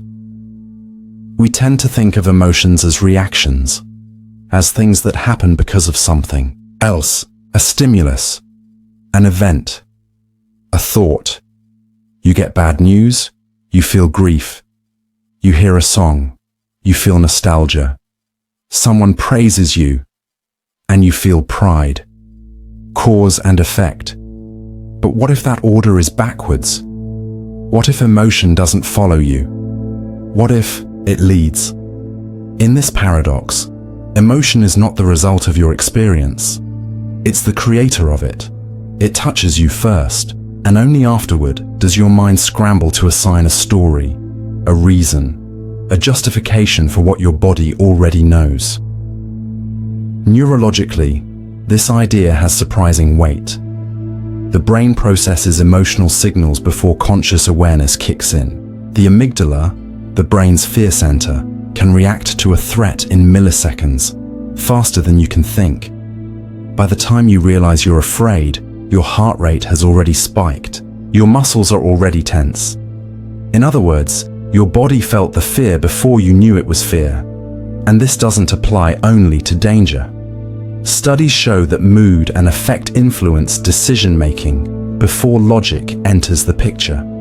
People exposed to subtle emotional cues, a facial expression, a tone of voice, even a color, will shift their behavior accordingly without realizing why. The emotion lands first. The reasoning follows behind, like a nervous narrator trying to catch up. But here's where the paradox deepens. If emotion can arise without conscious cause, if it can feel you before you feel it, then who's really in charge? Are you thinking your way into emotion? Or are emotions shaping your thoughts, your worldview, your identity? Imagine waking up in a heavy mood. You open your eyes and something's off. The day feels grey. You interpret your dreams negatively. You feel distant from your partner. You assume something must be wrong, but can't name it. Hours pass before you even realize nothing actually happened. The feeling was already there, waiting. It felt you. And then it wrote the story. Emotions don't just respond to life. They frame it. They color the world before you even step into it.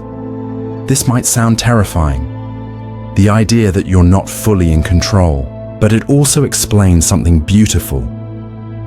Why art, music, and poetry move us without explanation. Why a sunset can bring tears.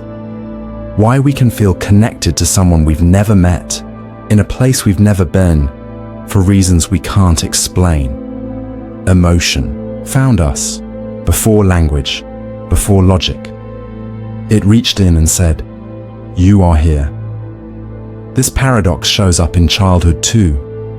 Long before we can name our feelings, we feel them. A baby cries not because it understands sadness, but because sadness understands it.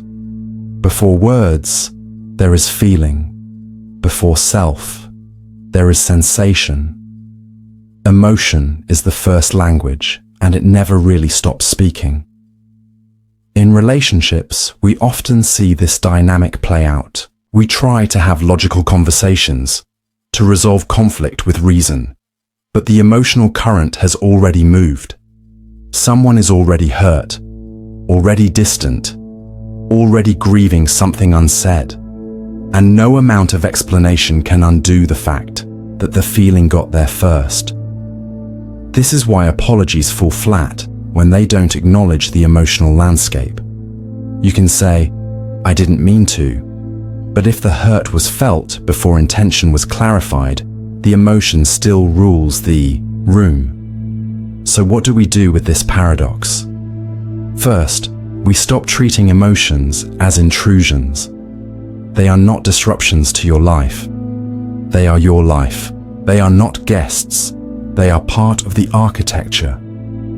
Second, we practice listening to emotions before trying to label them. When you feel something shift, pause. Don't rush to explain. Don't force a story. Ask, what is this feeling trying to show me? It may not have words. It may not make sense, but it's already in the room. Denying it won't make it leave. Listening might make it soften. Finally, we learn to accept that emotion is not always logical. And that's okay. It doesn't need permission to exist. It doesn't need to be justified. Sometimes your feelings will arrive without context, without narrative. And in those moments, the paradox is not a problem. It's a reminder that you are not a machine. You are a storm of memory, biology, spirit, and mystery. A creature capable of being felt by emotion, not just feeling through it. And when that happens, when you're caught off guard by grief or joy or longing, remember, you didn't summon it. It found you, because sometimes the feeling chooses the human, not the other way around. Infinity is supposed to be untouchable, boundless, beyond comprehension.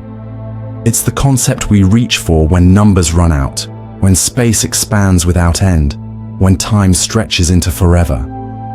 Infinity is not a number, it's a direction, a symbol for the unreachable, and yet, we measure it. In physics, in math, in philosophy, we draw lines through the infinite.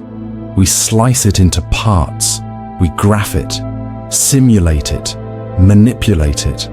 Somehow, we make the boundless finite. We give structure to the formless. We describe infinity using tools that are anything but infinite. This is the paradox of the infinite that could be measured. At first glance, it seems like a mathematical trick, a clever illusion made possible by abstraction. But this paradox doesn't just live in equations. It stretches into your everyday experience, into how you perceive time, space, meaning, and ultimately, yourself. Let's begin with numbers. You've probably heard that there are infinite numbers between 0 and 1. That sounds impossible. How can an interval with boundaries contain infinity? But it's true. Between any two numbers, no matter how close, even between 0.01 and 0.002, there are infinite decimals. Numbers go on forever. And yet, we measure them. We calculate within those bounds. We assign limits. We make graphs. We say, this line is 1 inch long, even though its mathematical description contains infinite points. Infinity exists within measurement. This is where the paradox sharpens. The infinite is not out there. It's in here, in the ordinary, in the structure of things we think we understand. In physics, this shows up when we look at black holes. The singularity at the center of a black hole is believed to be a point of infinite density. All the matter, all the gravity, collapsed into a point so dense that our equations break. And yet we model it, we simulate it, we create mathematical tools that allow us to work with the concept of infinity, to measure what cannot be measured. It's like using a ruler to understand the ocean. The ruler can't contain it. But it can give you meaningful approximations, and sometimes that's enough. In cosmology, we talk about the observable universe, a measurable region of space billions of light years wide. But beyond that observable edge, we assume space continues, possibly forever, infinite. But we can only ever measure what light has reached us. So our understanding of the infinite is defined by a finite boundary. We hold the infinite inside a measuring cup. Philosophically, this gets more bizarre. Because if infinity can be divided, analyzed, and even assigned values, then where do we draw the line between what is measurable and what is not? Take time. Your life feels finite. You have a birth and a death. You experience time in seconds, minutes, days. But within every second, there are infinite smaller slices. Time, like space, can be subdivided endlessly. So your finite life is composed of infinite fractions, infinite moments, infinite micro-realities, all stitched together to form what feels like a linear existence. You are made of infinities. but you experience yourself as finite. Now think about thought. Your mind moves from one idea to the next. You finish a sentence. A thought ends. But consciousness itself does not have clear borders. One idea leads to another, then another. If you try to follow your own stream of thought without judgment, just observe, you'll notice it never truly stops. There's always something else, another link, another possibility. Your inner world is vast, potentially endless. But you describe it in measured terms. I had a thought. I changed my mind. I decided, as if the infinite mind can be contained in language. You package the ocean in a teacup. But maybe that's what makes this paradox so haunting and so beautiful, because it shows us that the infinite isn't something we need to escape into. It's already here, woven into the texture of everyday life. Infinity hides behind each moment, behind every second, every breath, every heartbeat, not waiting to be discovered, but waiting to be noticed. This also reveals something profound about measurement itself. Measurement is not an enemy of the infinite. It's our way of relating to it. When we measure, we acknowledge the boundary, but we also acknowledge what lies beyond it. Every boundary implies a horizon. Every limit implies something greater. To say this is measurable is to whisper, but there is more. So what do we do with this paradox? We hold both truths at once. We live inside time, but feel eternity. We measure our days, but dream beyond them. We count our steps, but long for roads that never end. And maybe that's the real secret. We're not meant to resolve the paradox, we're meant to feel it. To marvel at the fact that you, a finite being, can hold infinite thoughts. That you can look at the stars, measure the distance, and still whisper, it never ends.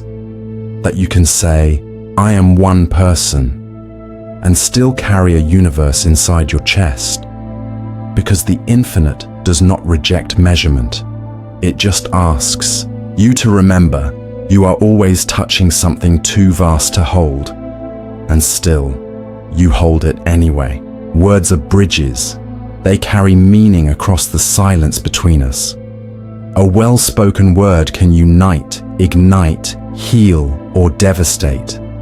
Language is the architecture of civilization, the scaffolding of thought itself. We name the world to know it. We speak to exist. But what if there was a word that couldn't be spoken aloud?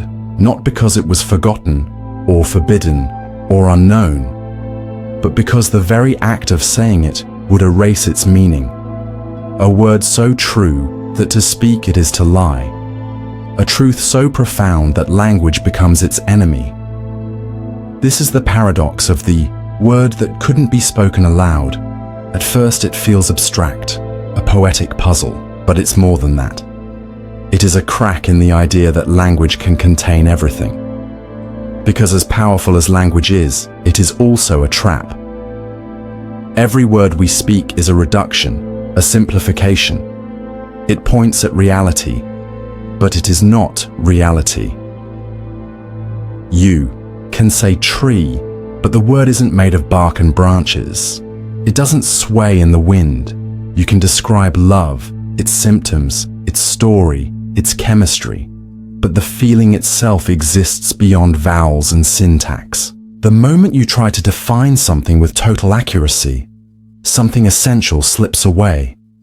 Now imagine a word that contains a truth so complete that to say it aloud would be to lose it. You try, and the moment sound leaves your mouth, the meaning distorts. Listeners hear it, but not as you meant it. Their minds shape it, twist it, wrap it in personal bias. The sacred becomes mundane. The pure becomes polluted by interpretation. In ancient cultures, this was not a paradox. It was practice. Many sacred names, especially of gods or universal forces, were considered unspeakable, not just because they were too holy, but because they were too real. To say them aloud was to drag them from the realm of being into the realm of sound, and in doing so, diminish them. The Hebrew Tetragrammaton, YHWH, is a classic example, the name of God that was never meant to be uttered. To name the infinite is to shrink it. To say it is to misunderstand it.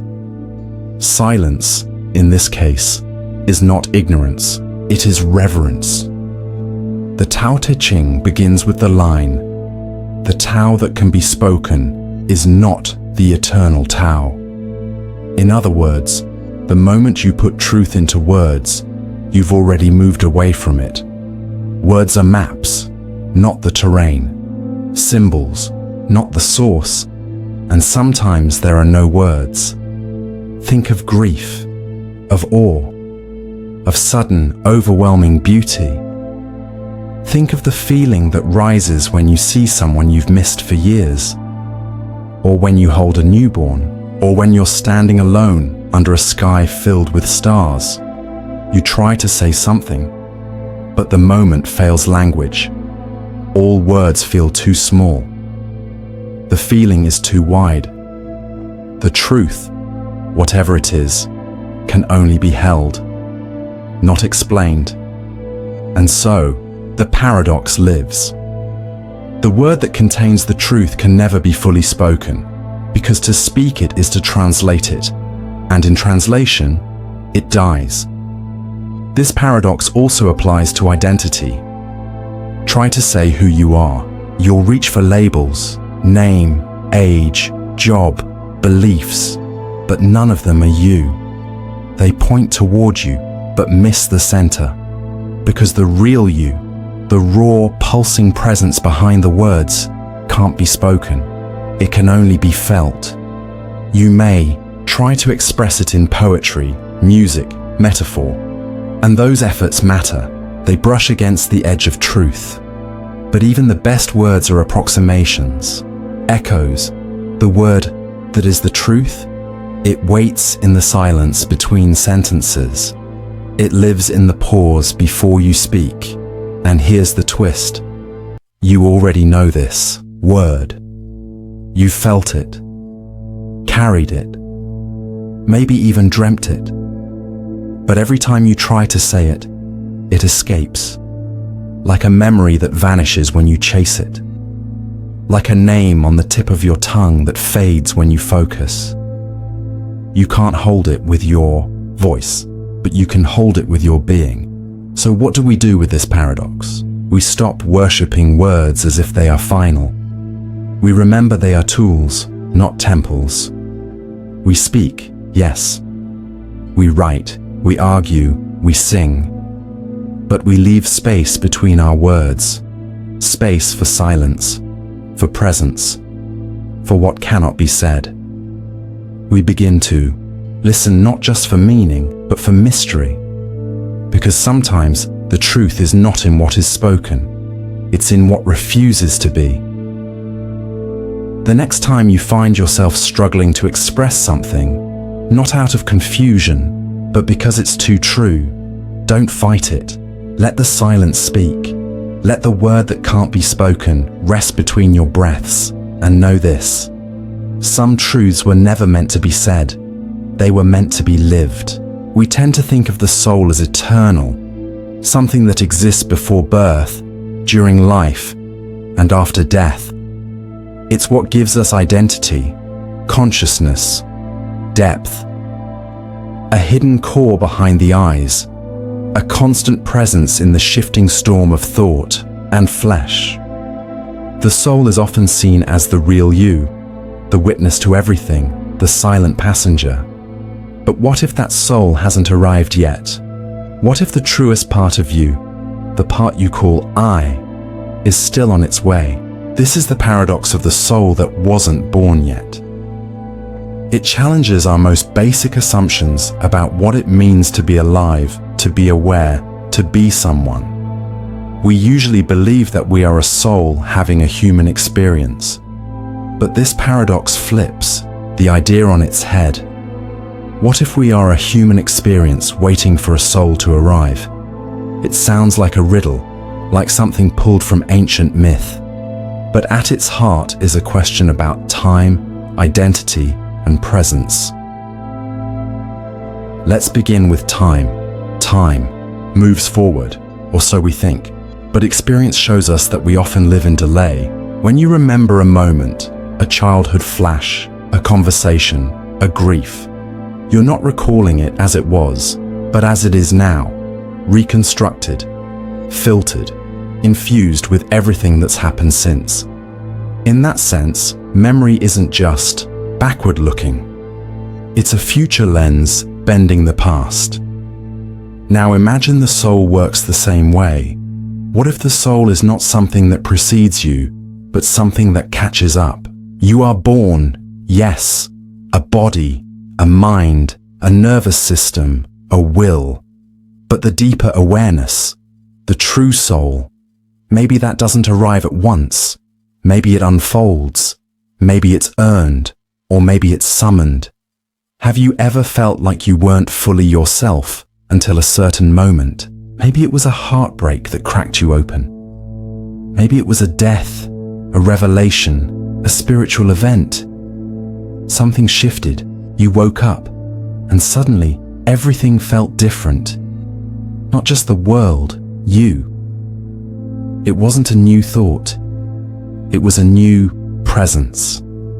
As if something finally stepped into the room. That was the moment your soul arrived, or at least a piece of it. Because maybe the soul doesn't show up all at once. Maybe it arrives in waves, in echoes. Maybe we spend our lives becoming ready for it. In this view, the soul is not an object, but a process. Not a possession, but a becoming. You don't have a soul. You are becoming one. And until then, you are like a vessel in waiting. A body full of memory, instinct, language, and longing. Alive, but not yet inhabited. Not fully. This also explains why certain moments feel so haunting. Not because they awaken something old, but because they stir something future. You feel a presence not behind you, but ahead. Calling you. Beckoning you. Not from the past, but from the soul that hasn't been born yet. In many spiritual traditions, this idea takes different forms. In Buddhism, the self is not fixed. It is a construction. The true awakening comes not from discovering the soul, but from realizing the illusion of a solid self and allowing the deeper awareness, the Buddha nature, to arise. In mystical Christianity, there are saints who wrote of the birth of the soul as something that happens after faith begins, a flowering of consciousness that takes time, suffering, and surrender. Even in modern psychology, we speak of integration, the slow process by which the fragmented self becomes whole, not through willpower alone, but through encounter, through shadow work, through the patience of becoming. So what does this paradox mean for how we live? It means we stop treating ourselves and others as finished products. We begin to understand that growth isn't about improvement, it's about arrival, and arrival takes time. We begin to ask, what if I'm not failing? What if I'm not behind? What if I'm simply waiting, not passively, but faithfully, for the soul that hasn't been born yet? And maybe the confusion you feel is not evidence of absence, but the contraction before birth. Maybe the sorrow isn't a flaw, but the shadow of something immense on its way. This also invites compassion for yourself and for others. Because if the soul is still being born, then no one is finished. No one is final. No one is fully awake. Not yet. Every person you meet is in a state of becoming. Their soul might be moments away from arrival, or it might still be years off, and that's okay. So how do you prepare for a soul that hasn't arrived? You live as if it already has. You act as if the sacred presence you seek is listening, watching, waiting for a space to land. You build your life into a temple, not because the soul is already here, but because you are preparing the altar. You do the work, not because you are whole, but because you are becoming the kind of vessel that wholeness could enter. You wait, you trust, and when that moment comes, that quiet, trembling arrival, you'll know. Not because everything changes, but because something ancient and unborn will whisper through you, softly. I've been trying to reach you, and now I'm here. Questions are supposed to be tools, instruments of curiosity. They open doors, spark discovery, reveal truth. We ask questions to get answers, to solve problems, settle doubt, make sense of the unknown. In the logical world, the question comes first, and the answer follows, always. But what if that's not how it works? What if, sometimes, a question doesn't seek an answer? It becomes one. This is the paradox of the question that answered you. It's not about getting information. It's about being transformed by the act of asking, about finding, to your surprise, that the moment you voiced a certain question, something inside you changed, that you didn't need a reply, because the asking was the answer. Let's break it open. There are some questions that seem to echo into the world with such force that the world echoes back, not with clarity, but with presence, a resonance, an inner knowing. You ask, who am I? And suddenly, everything around you feels quieter, more alert. You ask, what does it mean to be alive? And the wind shifts. The sky looks different. Not because you got an answer, but because the question met you, touched something in you that had been waiting, maybe for years, to be noticed. We think of questions as empty cups waiting to be filled, but some are already full. Some carry their own weight, their own truth, hidden in the asking. In spiritual traditions, this paradox is well known. The Zen koan is a perfect example. These are riddles given to students, not to be solved logically, but to break the mind open. What is the sound of one hand clapping? What was your original face? Before you were born? These are not questions that have answers in the traditional sense. They're questions that work on you, that undo you. The moment you sincerely ask them, they begin to reshape you. Because the question is not pointing outward, it's reflecting inward. This is what makes the paradox so powerful. We are trained to believe that meaning comes from outside us. That wisdom is something we get, something passed down or handed over. But some questions flip that assumption. They don't go out looking for truth. They awaken the truth already inside. You ask, what do I really want? And you hear nothing at first. But something stirs. Something silent shifts in you. Not a word, but a sensation. A clarity in your chest. A loosening in your jaw.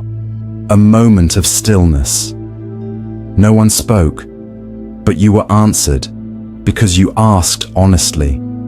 And that honesty was a key, not to a door in the world, but to a door inside yourself. This paradox lives in art too. The best poems don't tell you what to think. They don't conclude. They ask.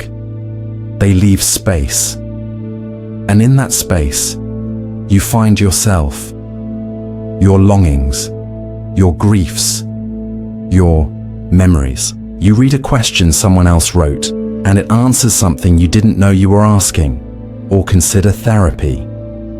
Often, the breakthrough moment isn't when the therapist gives advice. It's when they ask the right question, one that slips under your defenses and touches something raw. And suddenly, you feel clarity, not because someone explained it to you, but because someone asked in a way that allowed you to remember what you already knew. That's when a question becomes an answer. That's when asking is understanding. But this paradox also carries risk, because not all questions want answers. Some questions are cages, loops we use to avoid change. What if I fail? What if I'm not good enough? What if it's already too late? These aren't real inquiries. They're shields, self-sabotaging spells disguised as curiosity. These questions don't answer you. They devour you. So the power of the paradox lies in how you ask. With what spirit? What intention?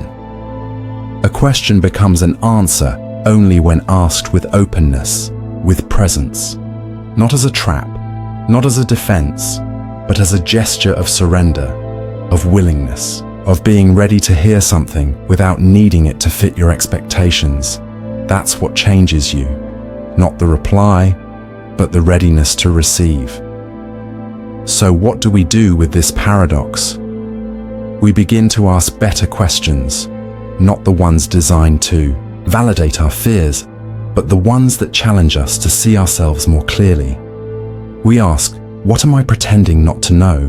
What truth have I been afraid to feel? What would I do if I truly believed I was free? And then we listen. Not for a voice from the sky, but for the quiet response that rises from within. Because when you ask the right question, it doesn't echo into the void. It wakes up something sleeping inside you. A deeper self, a truer knowing. And in that moment, you realize you weren't waiting for an answer. You were waiting for the question. And now that it's here, you're not the same. Time is supposed to be constant, a river flowing steadily from past to future, pulling everything with it. Whether we notice it or not, time moves.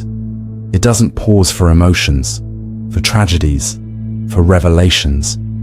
It marches on, unbending and blind, or so we think.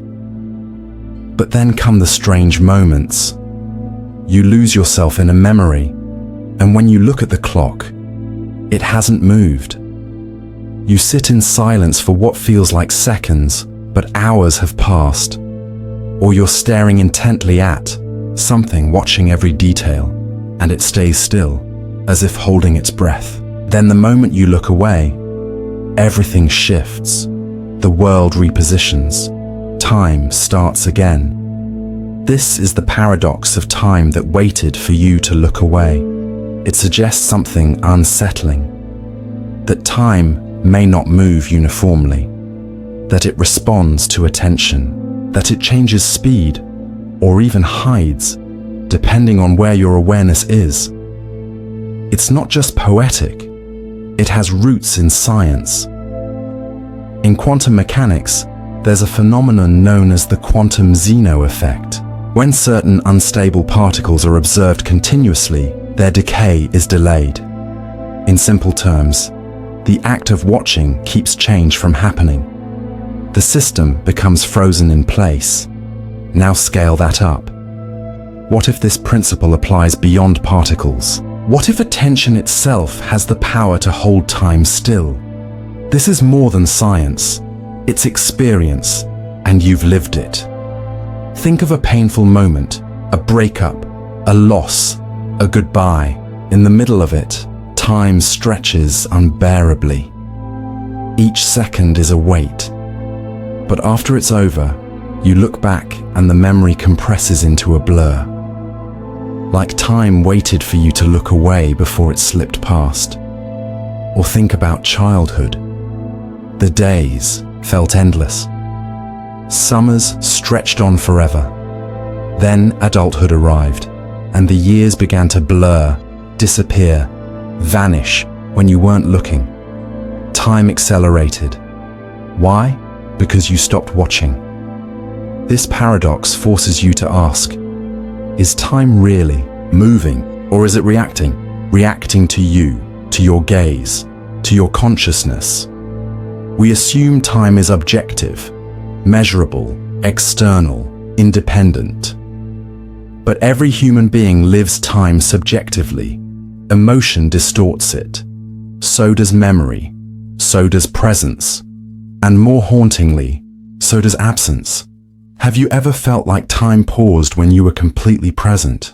When you were lost in a moment, time didn't just slow, it dissolved. There was no before or after, just now. But the instant you tried to hold the moment, to notice it, it was gone. Time is slippery that way. It's as if it doesn't want to be observed, as if it moves only when you blink. Some philosophers have long suspected this. Henry Bergson argued that clock time, measurable, mechanical, is not real time. He called real time duration, an inner flow, experienced differently depending on your state of consciousness. When you're bored, time drags. When you're in flow, it vanishes. When you're afraid, it freezes. When you look away, it leaps. Time does not respect measurement. It responds to meaning. This paradox also holds emotional weight, because sometimes time seems to know when you're not ready. You avoid a decision, delay a confrontation, and the world seems to wait.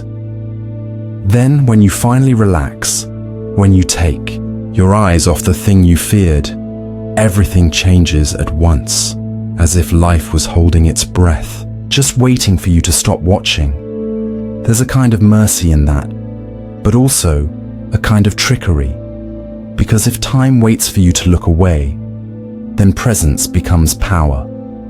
When you are here, really here, time slows down.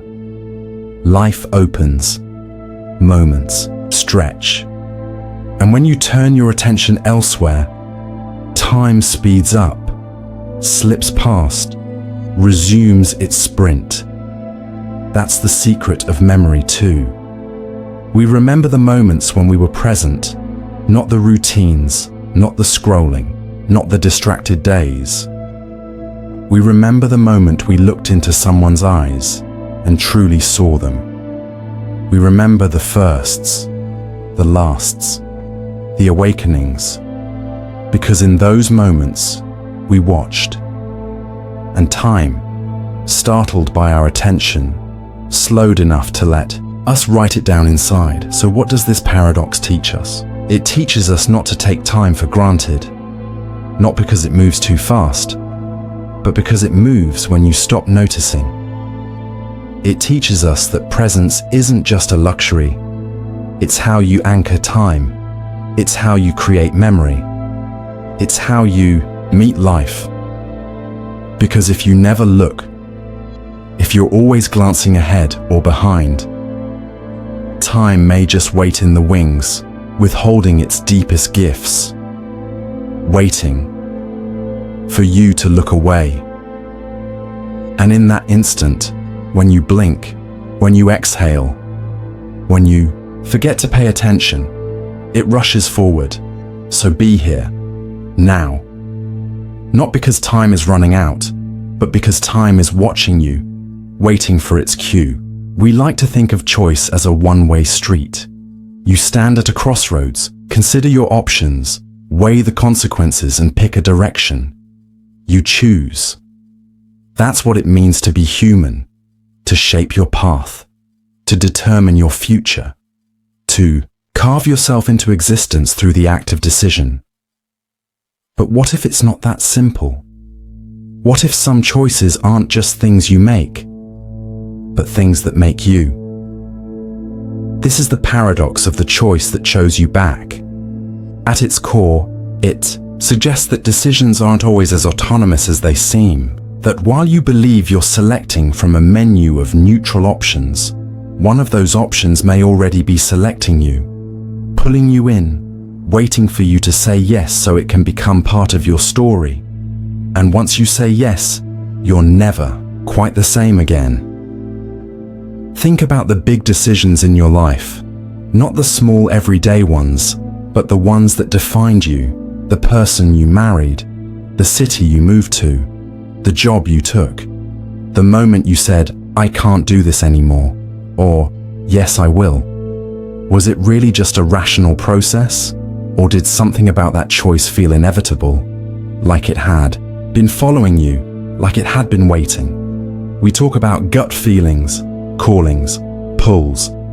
Sometimes we say, "It just felt right," or "I knew I had to." And sometimes we say, "I didn't really choose. It chose me." It's not just metaphor. There's something mysterious about the way life arranges itself. You may spend years avoiding a decision, only to wake up one morning and know, without explanation, that the time has come. Nothing external changed, but the moment had arrived. The choice chose you back. In mythology and literature, this paradox is everywhere. Heroes don't usually go looking for quests. The quest finds them. A letter arrives, a door opens, a stranger appears. The choice presents itself, but not as an equal among many. It arrives with gravity. It demands attention. And once it's made, the person who made it is transformed. They're not just someone who chose the path. They're someone who was chosen by it. This paradox also plays out in love. You can date many people, swipe endlessly, choose again and again, but sometimes, just once, you meet someone and it doesn't feel like a selection. It feels like recognition, like gravity, like something older than your memory said, "This is the one." You didn't just choose them, they chose you. Or, take creative calling. An artist may try a dozen mediums, a musician may dabble in genres, but one day, a sound, a style, a story appears, and it feels different. It feels like something has claimed them, like the art is choosing the artist, not the other way around. And from that moment on, they can't go back. They can't pretend it was just another option, because now they belong to the choice. But here's where it gets complicated, because not all choices that choose you feel safe. Sometimes they're terrifying. They ask more of you than you think you can give. They dismantle your comfort, your plans, your carefully constructed identity. The choice that chose you might be painful. It might be a decision to leave a relationship that's become hollow, to stand up for a truth no one else will defend, to walk away from the easy life in pursuit of something more honest. You didn't want that choice, but it wouldn't leave you alone. That's how you know it chose you, and when you finally made it, when you finally said yes, something shifted. You felt clarity, not ease, not comfort, but rightness. A sense that, however difficult, this was your path, because it had already claimed you. This paradox challenges the way we define free will. It suggests that true freedom isn't about unlimited options. It's about recognizing the moments when life is speaking directly to you, not in words, but in feelings, synchronicities, and internal certainty. It's about noticing the choice that doesn't just make sense, it makes you. And that realization changes everything. Because now, you're not just navigating the world, you're being navigated. You're not just making a life, you're answering one. So what does this mean for how we live? It means we pay closer attention to the choices that feel different. The ones that glow faintly in the dark. The ones that come back again and again in our thoughts, dreams, and longings. The ones that don't go away when ignored, It means we stop seeing choice as power over the world and start seeing it as a conversation with it. You choose, but sometimes the world answers back. You choose, and something chooses you. And that moment, the meeting point, is where identity is born. Not the identity you inherited, but the one you were always meant to grow into. So when the time comes and you feel the weight of a decision pulling at you like gravity, don't just ask, is this what I want? Ask also, is this what wants me? Because some paths don't appear until you say yes, and some choices have been waiting for you all along. Thought is supposed to be a tool, something you use to navigate the world, solve problems, make decisions. It flows from you like breath, like speech. You think, and then you act. You think, and then you know. You think, and then the world becomes understandable. But what happens when a thought begins to turn inward? What happens when a thought starts dreaming of itself? This is the paradox of the thought that dreamt of itself. A loop, a mirror inside a mirror, a spiral of awareness so deep it no longer points outward, but begins to create an inner world of its own. At first, it sounds poetic, maybe even surreal, but look closely at your own mind, and you'll find this paradox isn't just philosophical, it's personal. Every time you reflect on your own thinking, why am I thinking this? What does this say about me? You're not just thinking, you're thinking about your thoughts. That's metacognition, the mind watching itself, the snake eating its own tail. But what if the loop doesn't stop there? What if that reflection gives birth to something new? A mental structure that begins to feed on itself. A thought that starts dreaming, building a world not based on reality, but on its own internal momentum. This is how illusions begin. You worry someone is angry at you. That thought begins as a simple observation. But then you think about why you're thinking that. You remember past moments, project future scenarios. You imagine expressions, reinterpret silences. Soon, the original thought is lost in a storm of imagined narratives. You're not in the world anymore. You're in a world built by a thought that's dreaming itself into complexity. It doesn't matter if the person is angry or not. What matters is that your thought decided it was real and then dreamt all the evidence into existence. This isn't just about anxiety. It's about how consciousness constructs reality. Your brain doesn't passively observe the world. It builds it from memory, sensation, assumption. Every moment you experience is a blend of outside stimuli and internal interpretation. And that interpretation is shaped by thoughts. Not just first-order thoughts, but recursive ones.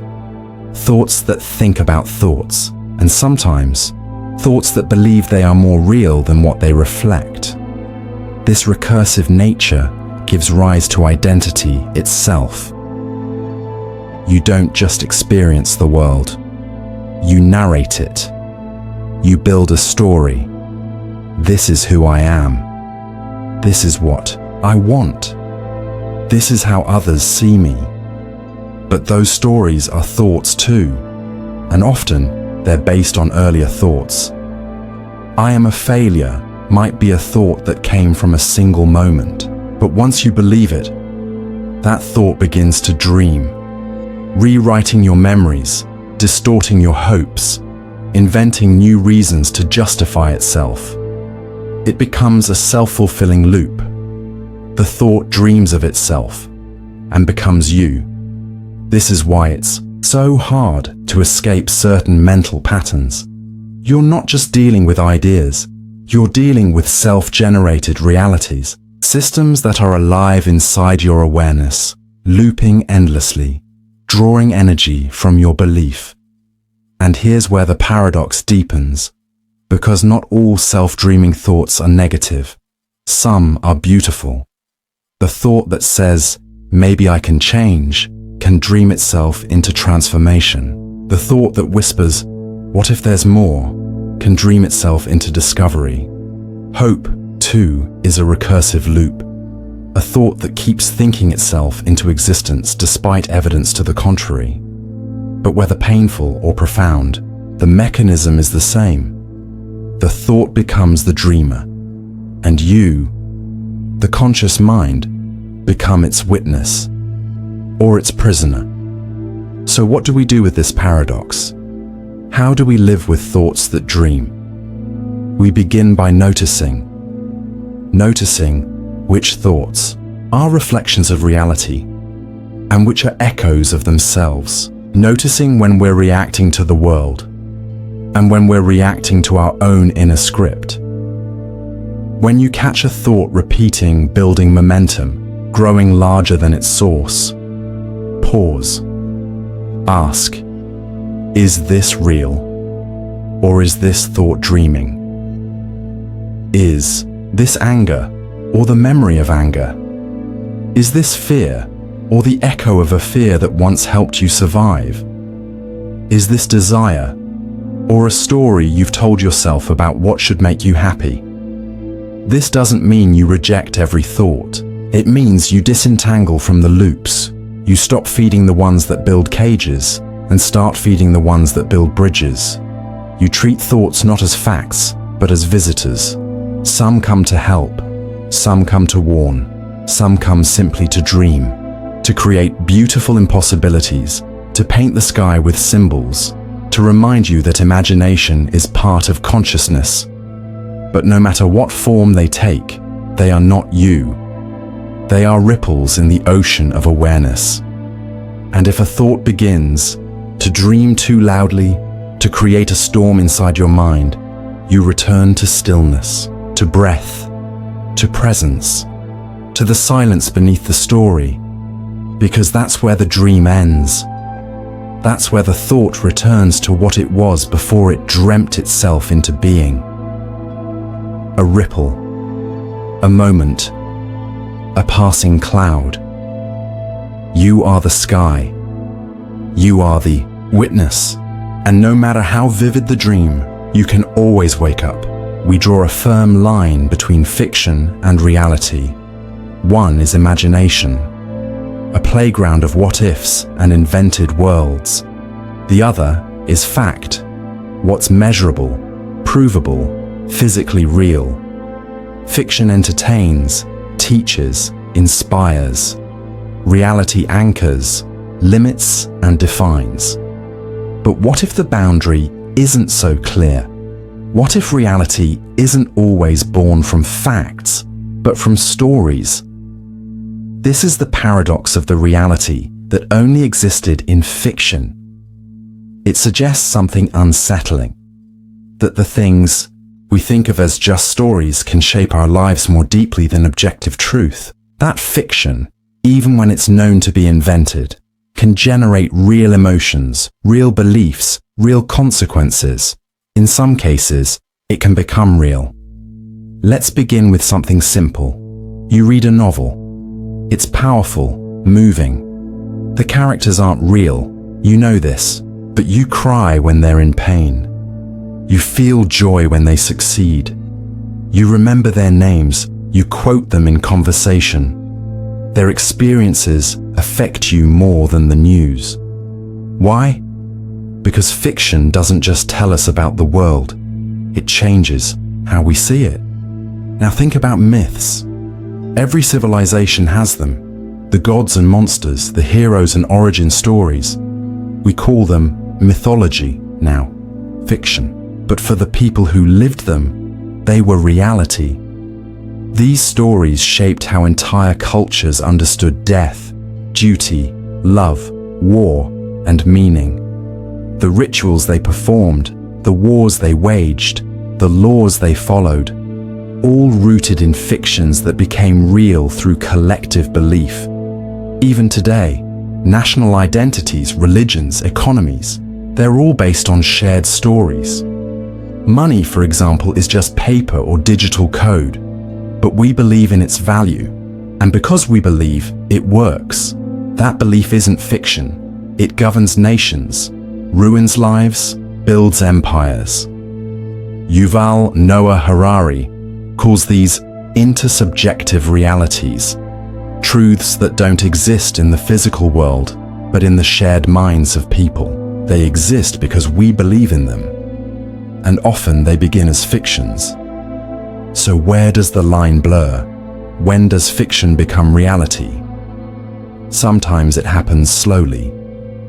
A fictional technology imagined in a sci-fi novel, like a handheld computer, becomes a blueprint for innovation. Star Trek imagined wireless communication long before smartphones. Jules Verne imagined submarines before they were built. In these cases, fiction didn't just predict the future, it created it. Sometimes the shift is more personal. A child grows up identifying with a superhero. They're inspired to stand up for others, to endure hardship, to believe in justice. That story, that invented character, becomes a moral compass. The child becomes the story, and so fiction becomes identity. A fictional idea becomes the lens through which real life is lived. Even collective delusions follow this pattern. Think of propaganda, the careful crafting of fiction to shape how people perceive reality.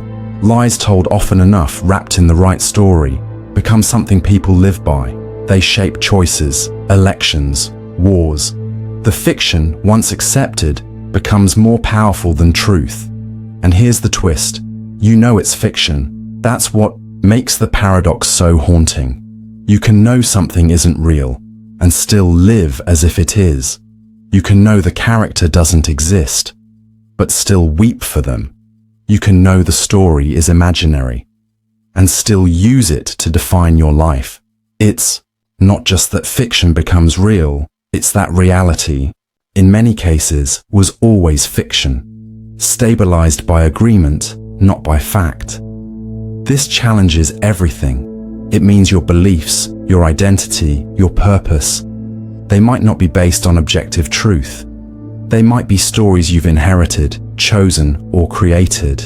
And the power of those stories doesn't come from whether they're true. It comes from how deeply you believe them. So what does this mean? Is everything an illusion? Is there no truth? No.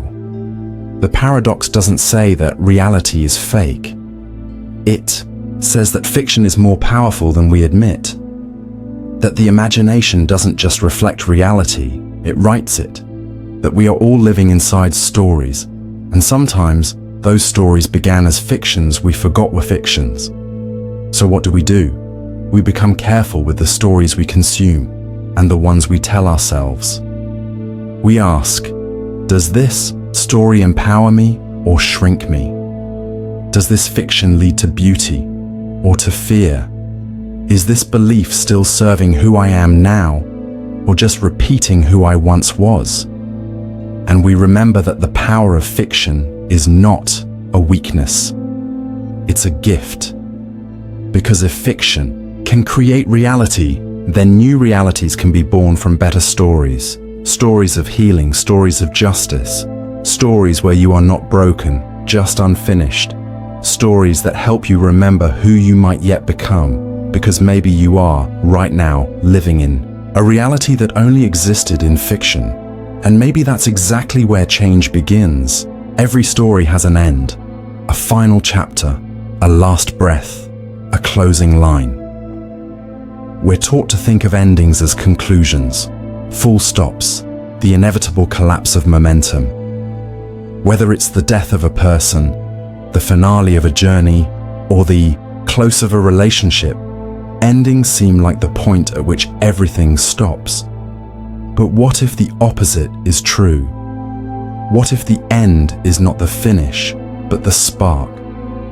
This is the paradox of the end that created the beginning. It challenges our entire understanding of time and causality. Instead of A leading to B, the sequence folds. The destination sends ripples backward through the path. The last moment births the first, and the thing you thought was closure is actually creation. We can see the shape of this paradox in nature. Consider the seed. A flower blooms, lives, and dies. Its petals fall, its stem collapses, and from that decay, a seed is formed. That seed goes into the soil, vanishes into darkness, and later, a new bloom, a new life. The end generated the beginning, and that beginning could not have happened without the end. We see it in stories too.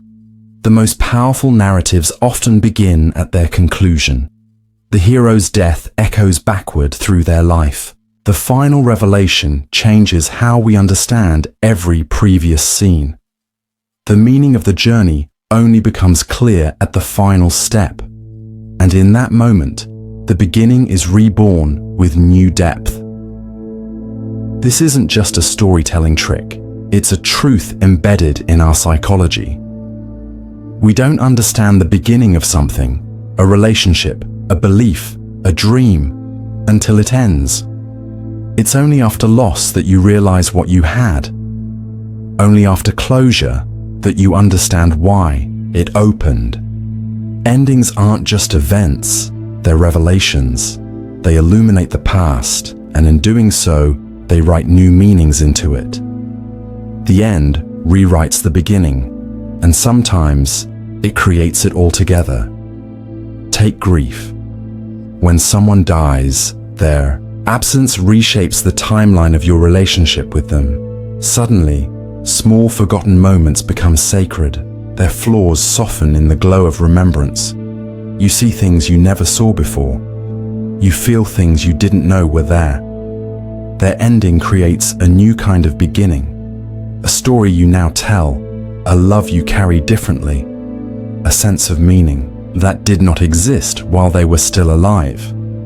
The paradox also reveals itself in personal transformation. Think of a time when your life changed profoundly, irreversibly, the moment you left a job, walked away from a destructive habit, ended a relationship, or let go of an old identity.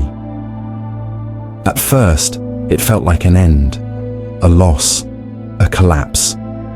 But later, sometimes years later, you looked back and realized that was the moment your real life began. That was the crack where the light entered. That was the ending that set you free. You didn't know it at the time, but the end wasn't the death of something. It was the birth. The philosopher Friedrich Nietzsche once said, "The end of a melody is not its goal, but nonetheless, if the melody had not reached its end, it would not have reached its goal either." The end gives shape to the music. It defines the rhythm, the structure. Without the end, there is no beginning, only endless noise. In physics, we see something eerily similar. The concept of time's arrow, that time moves in one direction, is a human perception. Some theories in quantum mechanics suggest that time is not linear at all, that the future can influence the past, that the final state of a system can determine its earlier behavior. The end whispers into the beginning. Even in thermodynamics, entropy, the gradual drift into disorder, is often seen as the final destination of the universe. But many theorists speculate that this ultimate end might give birth to something else. A new cycle, a cosmic rebirth, a new universe. Destruction becomes creation. And now, the paradox becomes personal again. How many times have you held on to something, a person, a dream, a season of life, because you feared the end? You believed that if it ended, everything that mattered would be gone. But what if that end is necessary for the next thing to begin? What if the thing you're avoiding, The painful goodbye, the terrifying decision, the surrender is not a death, but a seed. A seed that can only sprout once the old ground has been cleared. We resist endings because we equate them with loss. But this paradox asks us to reconsider. It asks us to trust that within the silence after the final note, something is already humming, that beneath the rubble, a new foundation is quietly forming, that after the door closes, another one creaks open, not in another room, but in you. So the next time you reach an end, the kind that hurts, the kind that stuns, remember this. You may not be closing the book. You may be turning the first page, because some endings aren't endings at all. They are beginnings in disguise. And sometimes, the story can only begin once you've said goodbye. And now, we arrive at the edge. 50 paradoxes, 50 windows into a world that doesn't play by the rules we thought we understood. A world where time waits, thoughts dream, choices choose us, and silence speaks louder than sound. What do you do with this kind of knowledge, this kind of confusion? You don't solve it. You live with it. These paradoxes aren't meant to give answers. They're meant to unearth questions you didn't know you were carrying, to invite you into a space where truth and mystery hold hands, not as enemies, but as reflections of the same unknowable mirror. And when all the stories fall away, when every theory collapses, every word fades, every certainty dissolves, what's left? Awareness. Not as a concept, but as a presence. A mirror that doesn't explain the world, but reflects it. Patiently, silently, infinitely. You are not separate from the paradoxes. You are one of them. Not a problem to be solved, but a mystery to be experienced. So step lightly, breathe deeply, and the next time something doesn't make sense, smile, because it means you're getting close.